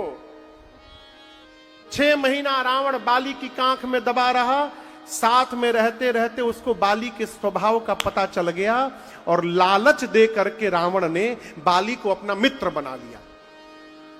जब बाली रावण का मित्र बन गया तो रावण सोचा, अब तो बानर मार नहीं सकता, क्योंकि बानरों का राजा मेरा मित्र है। देवता मार नहीं सकते, वरदान मिला है, मनुष्य मारेगा नहीं तो बानर। पता लगाया कि पता करो मेरे जैसा कोई मनुष्य धरती पर है। तो गुप्तचर पता लगाए तो विश्वामित्र जी का नाम सामने आया। क्यों? रावण ब्राह्मण है, शास्त्र जानता है, राजा है, शस्त्र भी जानता है। विश्वामित्र जी शरीर से क्षत्रिय हैं, इसलिए शस्त्र जानते हैं। अब मुनि बन गए इसलिए शास्त्र भी जानते हैं। और दर्शन करिए, रावण ने जीवन में जो भी शक्तियां प्राप्त की हैं केवल यज्ञ में आहुति दे देकर प्राप्त की है, भगवान शिव को आहुति दे दे करके। तो रावण सोचा ही विश्वामित्र जितना मैं जानता हूं उतना ये भी जानते हैं, मुझे मारने के लिए अवश्य शक्ति प्राप्त करने के लिए यज्ञ करेंगे। इसलिए मारीच सुबाहु की स्पेशल ड्यूटी लगाई रावण ने कि बक्सर में जाके रहो, जैसे बाबा जी यज्ञ प्रारंभ करें स्वाहा स्वाहा सुनाई पड़े, जाकर यज्ञ विध्वंस करो। जब जब यज्ञ करते हैं विध्वंस कर देते हैं आकर ये पापी। विश्वामित्र जी चिंतित हैं, गांधी तनया मन चिंता व्यापी, प्रभु बिनु मरहि न निश्चर पापी। विश्वामित्र जी सोचे बिना भगवान के ये पापी मरने वाले नहीं है, तो क्यों न चलकर भगवान को मांग कर लाऊं, भगवान बड़े हो गए होंगे, इनसे हमको मुक्ति दिलाएंगे। पहुंच गए अयोध्या। कौन अयोध्या पहुंच गया? विश्वामित्र जी गए, जाकर सरयू जी में स्नान किए। करिमज्जन सरयू जल गए भूप दरबार। दशरथ जी के राज दरबार के द्वार पर जाकर खड़े हुए, अब भीतर सूचना भिजवाए कि मैं आया हूं। जैसे दशरथ जी सुने, एज मुनि आगमन सुना जब राजा, मुनि आगमन सुना जब राजा, मिलन गयऊं लय विप्र समाजा, मिलन गयऊं लय विप्र समाजा, करि दंडवत मुनि सनमाने, करि दंडवत मुनि सनमाने, फिर निज आसन बैठारे नियाने, निज आसन बैठारे नियाने, निज आसन बैठारे नियाने। जैसे श्री दशरथ जी को सूचना मिली, दौड़ कर गए, लेकिन अकेले नहीं गए। कैसे गए? मिलना गयाऊं लय विप्र समाजा। ब्राह्मणों के समाज को लेकर दशरथ जी मिलने गए विश्वामित्र जी से। क्यों? हम जाएंगे तो ब्राह्मण उनको देखकर स्वस्ति वाचन करेंगे, उनका अभिवादन करेंगे। जाकर चक्रवर्ती जी ने विश्वामित्र जी के चरणों में दंडवत किया है, आदर पूर्वक लेकर भीतर गए हैं और ले जाकर बिठाया है। बिठाया है ये बड़ी बात नहीं है, कहां बिठाया है ये बड़ी बात है। इस बात को समझिएगा, हम जिसको जितना अधिक प्रेम करते हैं उसको उतना विशिष्ट स्थान देते हैं बैठने के लिए। आप कल्पना कर सकते हैं दशरथ जी कहां बिठाए होंगे? निज आसन बैठारे निहानी। श्री चक्रवर्ती महाराज का जो सिंहासन था, अपने सिंहासन पर ले जाकर विश्वामित्र जी को बिठा दिया। किसने? चक्रवर्ती दशरथ जी महाराज ने। और उनको आसन में बिठा करके स्वयं नीचे बैठ गए पांव में। चरण पखारी कीन्ही अति पूजा। पांव पखारे, षोडशोपचार पूजन किए और बार बार कहते हैं, मौसम आज धन्य मेरे से भाग्यशाली दूसरा कोई नहीं होगा। पूछा आप क्या भोजन पाएंगे? वो पूछ करके भोजन बनवाया, भोजन करवाया।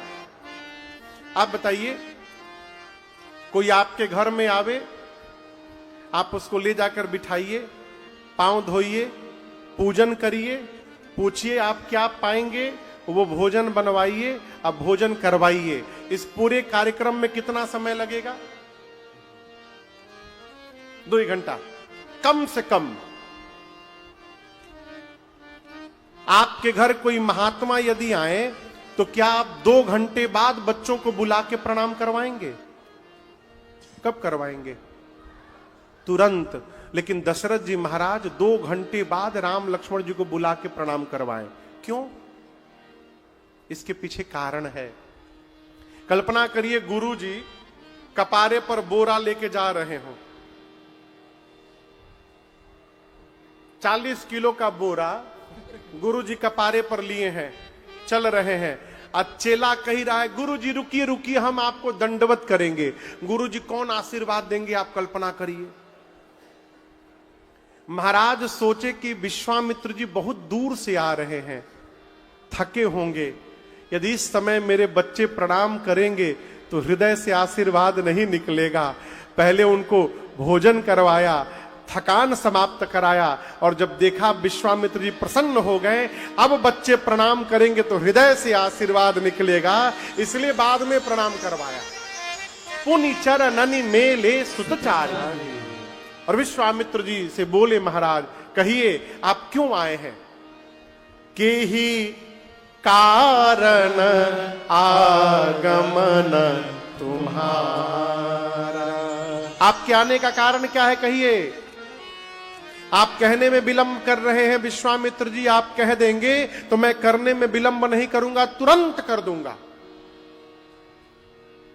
विश्वामित्र जी सोचे बढ़िया समय आया है, महाराज पूछ रहे हैं बता दो। बोले राजन, असुरों का समूह मुझे सता रहा है और मैं आपसे कुछ मांगने आया हूं आज। महाराज बोले असुर? असुर आपको सता रहे हैं? तुरंत आदेश दिया से अपने सेवकों को, निकालो मेरा धनुष बाण, निकालो, अभी असुरों को समाप्त कर दूंगा। किसने बोला? दशरथ जी महाराज ने। विश्वामित्र जी बोले आप धनुष बाण न मंगाइए, आप रहने दीजिए महाराज, आप न मंगाइए। महाराज बोले आपको संशय है कि मैं मार नहीं पाऊंगा? विश्वामित्र जी बोले संशय नहीं, पूर्ण विश्वास है, आप मार दीजिएगा। तो मना क्यों कर रहे हैं? विश्वामित्र जी बोले महाराज मैं मारने वाले को मांगने नहीं आया हूं, मैं तारने वाले को मांगने आया हूं, इसलिए आप रहने दीजिए, आप जाएंगे तो मार देंगे, मुझे तारने वाला चाहिए। महाराज बोले मेरे घर में तारने वाला कौन है? तब विश्वामित्र जी बोले अनुजा समेत देहु रघुनाथ निशिचर बध में हो बसनाथ। बोले महाराज छोटे भैया जी के साथ राम जी को दे दीजिए। किसको मांगा? बोलिए, जोर से बोलिए, राम जी को। आपको एक बात बताऊं, जैसे राम जी को मांगा ना, श्री दशरथ जी महाराज का पूरा शरीर कांपने लगा, हाथ जोड़कर बोले कि मैंने मांगने के लिए कह दिया, इसका मतलब आप कुछ भी मांग देंगे? आपको मांगने का ढंग नहीं आता है।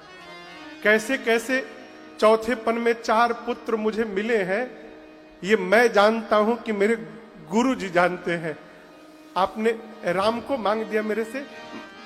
मैं एक बात बोलूं आपसे, देखिए ना, राम में 2 अक्षर हैं, रा और म, 2 अक्षर। मैं कहता हूं आप भूमि मांगिए, भूमि में 2 अक्षर है, भूमि मांगिए, जितना मांगिएगा भूमि दे दूंगा। आप मांगिए, भूमि मांगिए। विश्वामित्र जी बोले भूमि नहीं चाहिए। महाराज बोले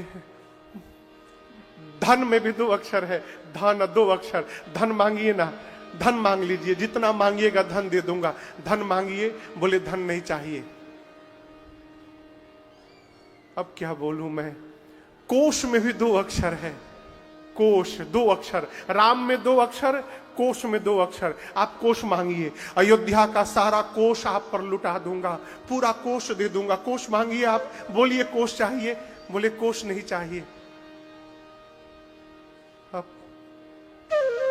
मुनिवर, गौ में भी 2 अक्षर होते हैं, गौ मांग लीजिए ना, जितना कहिएगा दे दूंगा। गौ मांग लीजिए मुझसे राम के बदले।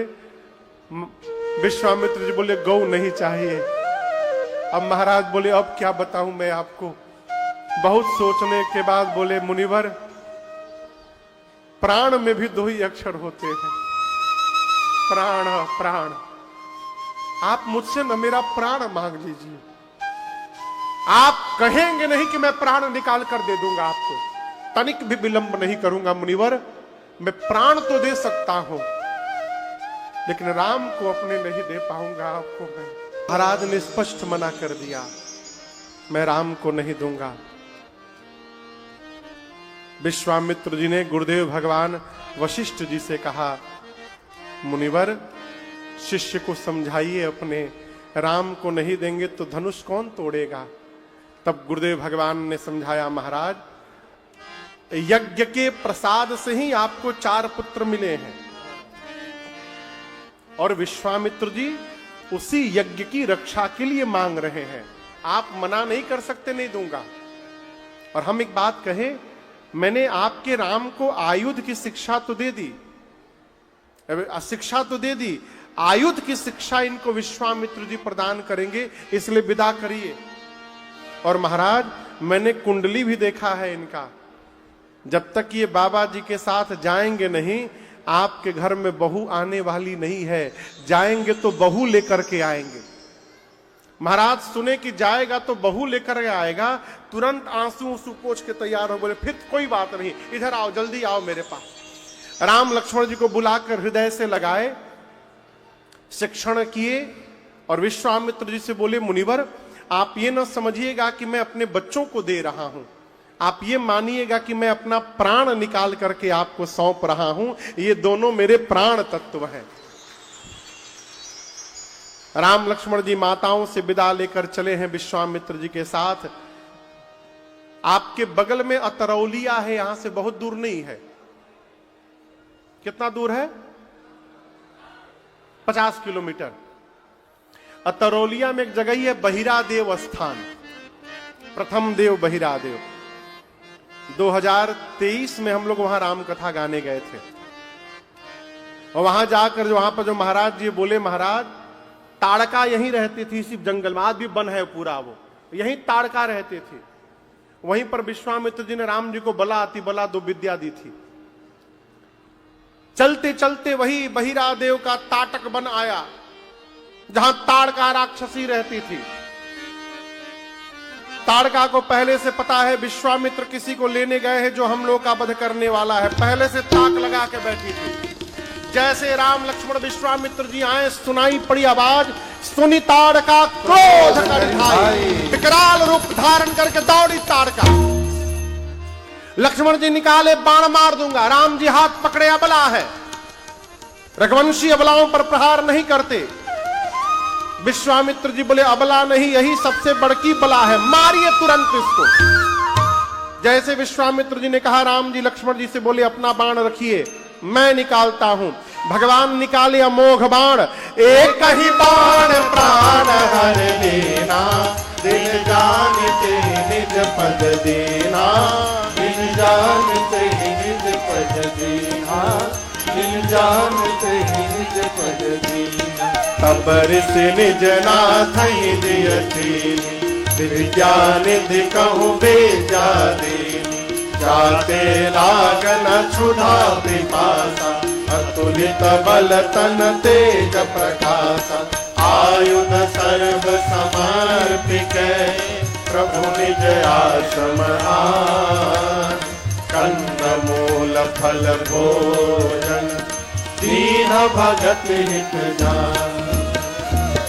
एक बाण में राम जी ने ताड़का को समाप्त कर दिया। कितने बाण में? और आपको बताऊं, ताड़का का तेज शरीर से निकला, राम जी के दाहिने पांव के अंगुष्ठ में चला गया। जब विश्वामित्र जी ने यह दृश्य देखा, तब जाकर उनको 100% विश्वास हुआ कि ये भगवान है। अब तक 50-50 में थे, पूरा विश्वास नहीं था, अब पूरा विश्वास हुआ। 2 विद्या दिए राम जी को, बला और अति बला। क्या होगा? न कभी भूख लगेगी न प्यास, शरीर में सदैव बल और तेज बना रहेगा। जितने आयुध विश्वामित्र जी के पास थे सब राम जी को दिए, आश्रम ले आए। रात्रि में कंदमूल फल भोजन हुआ, विश्राम। सवेरे राम जी ने विश्वामित्र जी से कहा, गुरुदेव आप कह रहे थे यज्ञ की रक्षा करनी है, यज्ञ तो हो ही नहीं रहा है। विश्वामित्र जी बोले, जिसके लिए कर रहे थे आप साक्षात चले आए, अब किसके लिए यज्ञ करना है? राम जी बोले, हम जिसके लिए आए हैं उसको तो करना है, आप यज्ञ करिए, निर्भय होकर यज्ञ करिए। राम लक्ष्मण जी पहरे में खड़े हो गए। यज्ञ प्रारंभ हुआ, अग्निकुंड से धुआं निकला। धुआं देखकर मारीच और सुबाहु विशाल आसुरी सेना लेकर दौड़े हैं।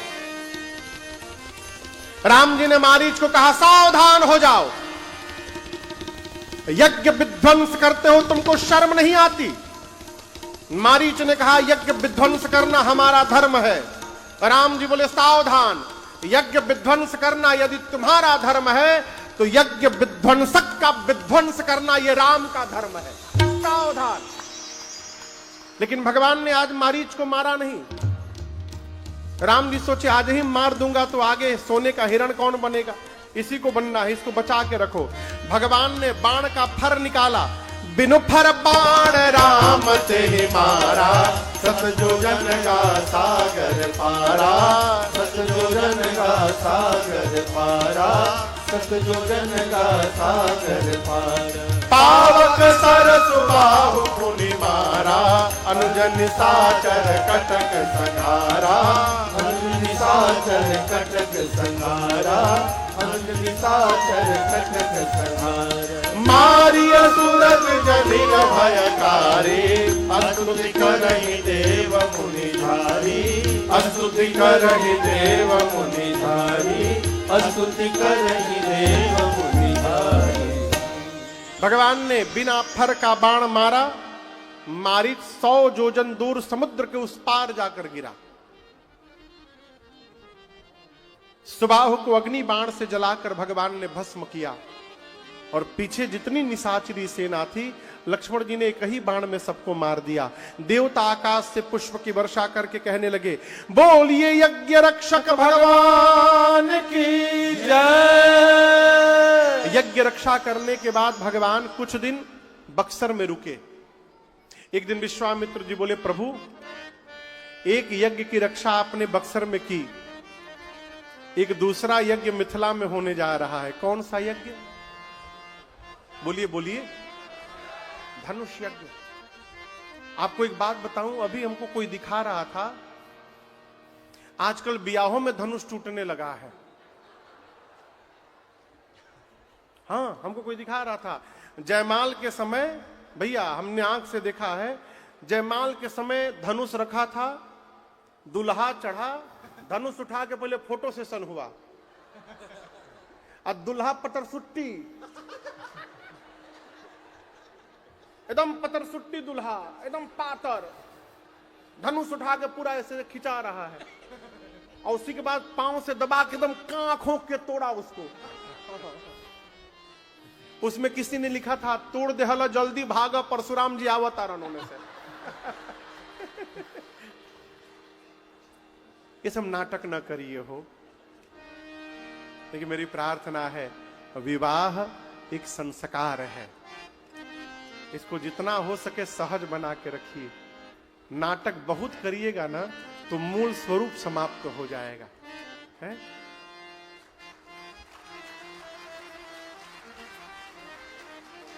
राम जी तो धनुष्वा उठा के राक्षस को मारे भी थे। यदि आपके सामने कोनो भूत आ जाए तो मारिएगा, तुरंत भागिएगा आप वहां से। धनुष यज्ञ होने वाला है। विश्वामित्र जी बोले, राम मेरा यज्ञ पूरा नहीं हो रहा था, आप आए तो पूरा हो गया। मेरा अनुभव कह रहा है, आप यदि मिथिला चलेंगे ना तो आपके जाने से जनक जी का भी यज्ञ पूरा हो जाएगा। ये मेरा अनुभव कह रहा है। आप चलेंगे राम? राम जी बोले जो आज्ञा गुरुदेव। चल पड़े। चलते चलते अचानक एक स्थान पर राम जी रुक गए। बोले गुरुदेव, इस स्थान को देख करके ऐसा लग रहा है कि यहां पहले किसी मुनि जी का आश्रम था, लेकिन आज इसकी दशा बिगड़ी बिगड़ी है। उजाड़ बना हुआ है, न कोई पशु न कोई पक्षी, वृक्ष सूखे हैं। और गुरुदेव, ये स्थान के बीच में पत्थर शिला कैसी है? कौन शिला थी पता है आपको? अहल्या मैया थी।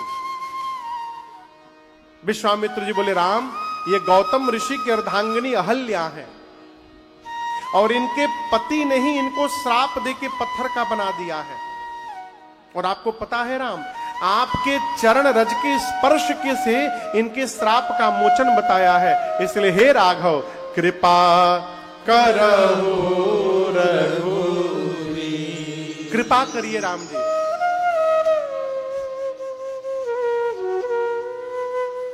जैसे राम जी से कहा विश्वामित्र जी ने, भगवान ने तुरंत चरण रज का स्पर्श कराया।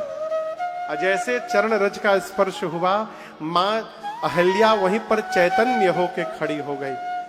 नेत्र से झरझर अश्रु निकलने लगा, भाव विवल होके भगवान के चरणों में गिर गई। राम जी ने कहा कि आपके पति ने शाप दिया था आपको। मां ने कहा नहीं प्रभु, मेरे पति ने शाप नहीं दिया था, मेरे पति ने मेरा उद्धार किया था। यदि शाप न दिया होता तो अहिल्या को राम का दर्शन कैसे प्राप्त हो पाता है? मां ने वरदान मांगा, प्रभु मेरा मन आज के बाद आपके चरण को छोड़कर कहीं न भटके। आज मैं शंकर जी से आगे निकल गई हूं। राम जी बोले वो कैसे?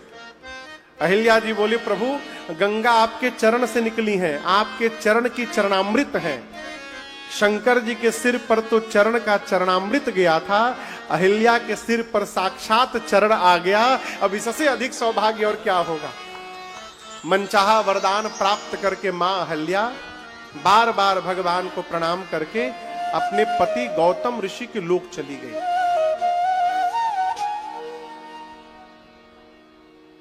यहां पर पूज्यपाद गोस्वामी तुलसीदास जी कहते हैं, जगत में ऐसा कोई भगवान नहीं मिलेगा जो बिना किसी कारण के प्रेम करे, कारण के कृपा करे, दया करे। इसलिए हे सठ तुलसी, जगत के जंजाल को छोड़कर भगवान का भजन कर। क्या कर? भजन कर। क्या कर? यही तो समस्या है। लोग कहते हैं महाराज भजन करने का टाइम में नहीं है। भजन करने का यदि स्वभाव हो जाए तो आप कितना भी बिजी रहिएगा भजन। अच्छा आप बताओ, भोजन करने का टाइम होता है कि नहीं होता है? बंबई में भैया हम एक दृश्य देखे हैं, पति गाड़ी चला रहा है मोटरसाइकिल, अब पत्नी पीछे से बैठ के पराठा खिला रही है। आदमी इतना भी बिजी रहता है लेकिन भोजन कर लेता है। उसी प्रकार भजन करने वाला कितना भी बिजी रहेगा, वो अपने भजन का समय निकाल लेगा। क्या करिए? कुछ ना करिए, महामंत्र का जप करिए। प्रभु ने मां अहिल्या का उद्धार किया। बैठिए 5 मिनट और बैठिए। अहिल्या जी का उद्धार किया। इसके बाद आगे बढ़े, गंगा स्नान हुआ और गंगा स्नान के बाद भगवान चले विश्वामित्र जी के साथ तो मिथिलापुरी में प्रवेश हुआ। एक सुंदर आम के बगीचे में विश्वामित्र जी रुके हैं। जनक जी महाराज को सूचना मिली तो दौड़कर जाकर प्रणाम किया है। जैसे राम लक्ष्मण जी को देखा, जनक जी महाराज ने पूछा, मुनिवर कहूं नाथ इस सुंदर दो बालक मुनि कुल तिलक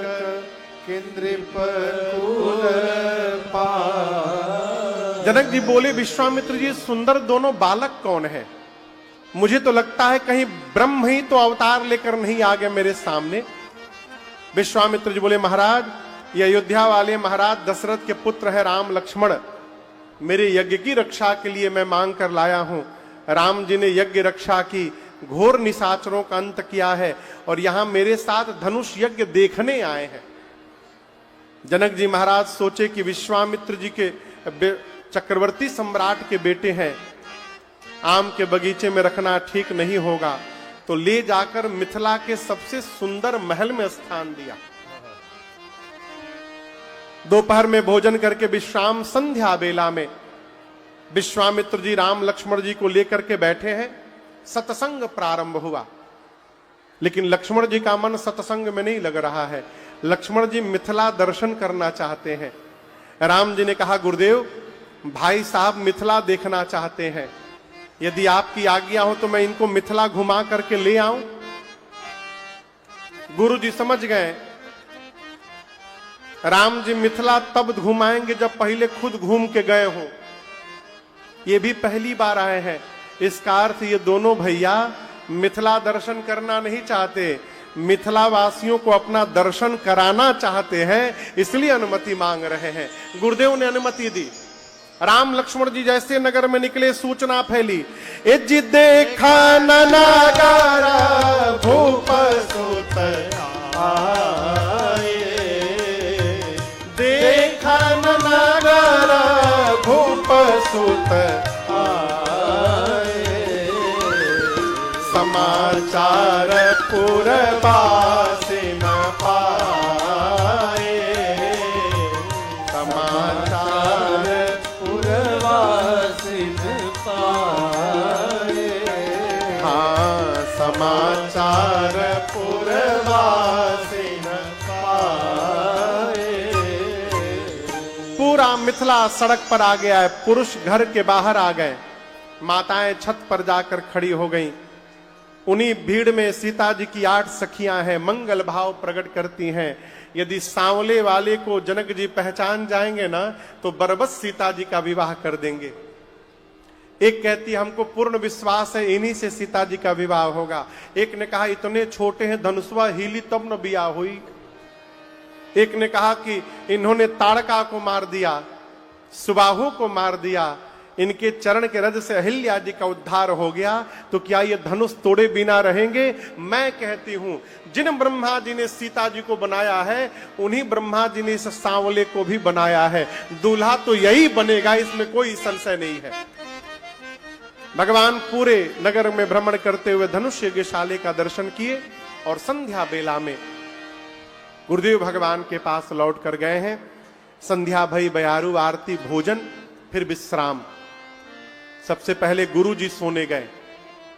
राम लक्ष्मण जी विश्वामित्र जी का चरण दबाने लगे। थोड़ी देर बाद विश्वामित्र जी ने राम जी से कहा, राम जी आप सोने जाइए। राम जी सोने गए तो लक्ष्मण जी चरण दबाने लगे। थोड़ी देर बाद राम जी ने लक्ष्मण भैया को कहा, आप भी विश्राम करिए। तो गुरु जी भी सो गए। और कौन सो गया? राम जी सो गए और लक्ष्मण जी सो गए। तीनों लोग सो गए। अब हम लोग भी अपने अपने घर में जाके भोजन करके सो जाएं। कल आएंगे यहां पर, कल यहां पर हम और आप धनुष यज्ञ और श्री सीताराम विवाह महोत्सव मनाएंगे। तो कल विवाह में इस भाव में कथा में आना है कि राम जी के विवाह में बाराती बन के जा रहे हैं। खूब बढ़िया सज धज कर आइएगा, लेकिन गहना सब नकली पहनिएगा। सुरक्षा अपना रखिए। कल मिलते हैं भगवान के मंगलमय विवाह उत्सव।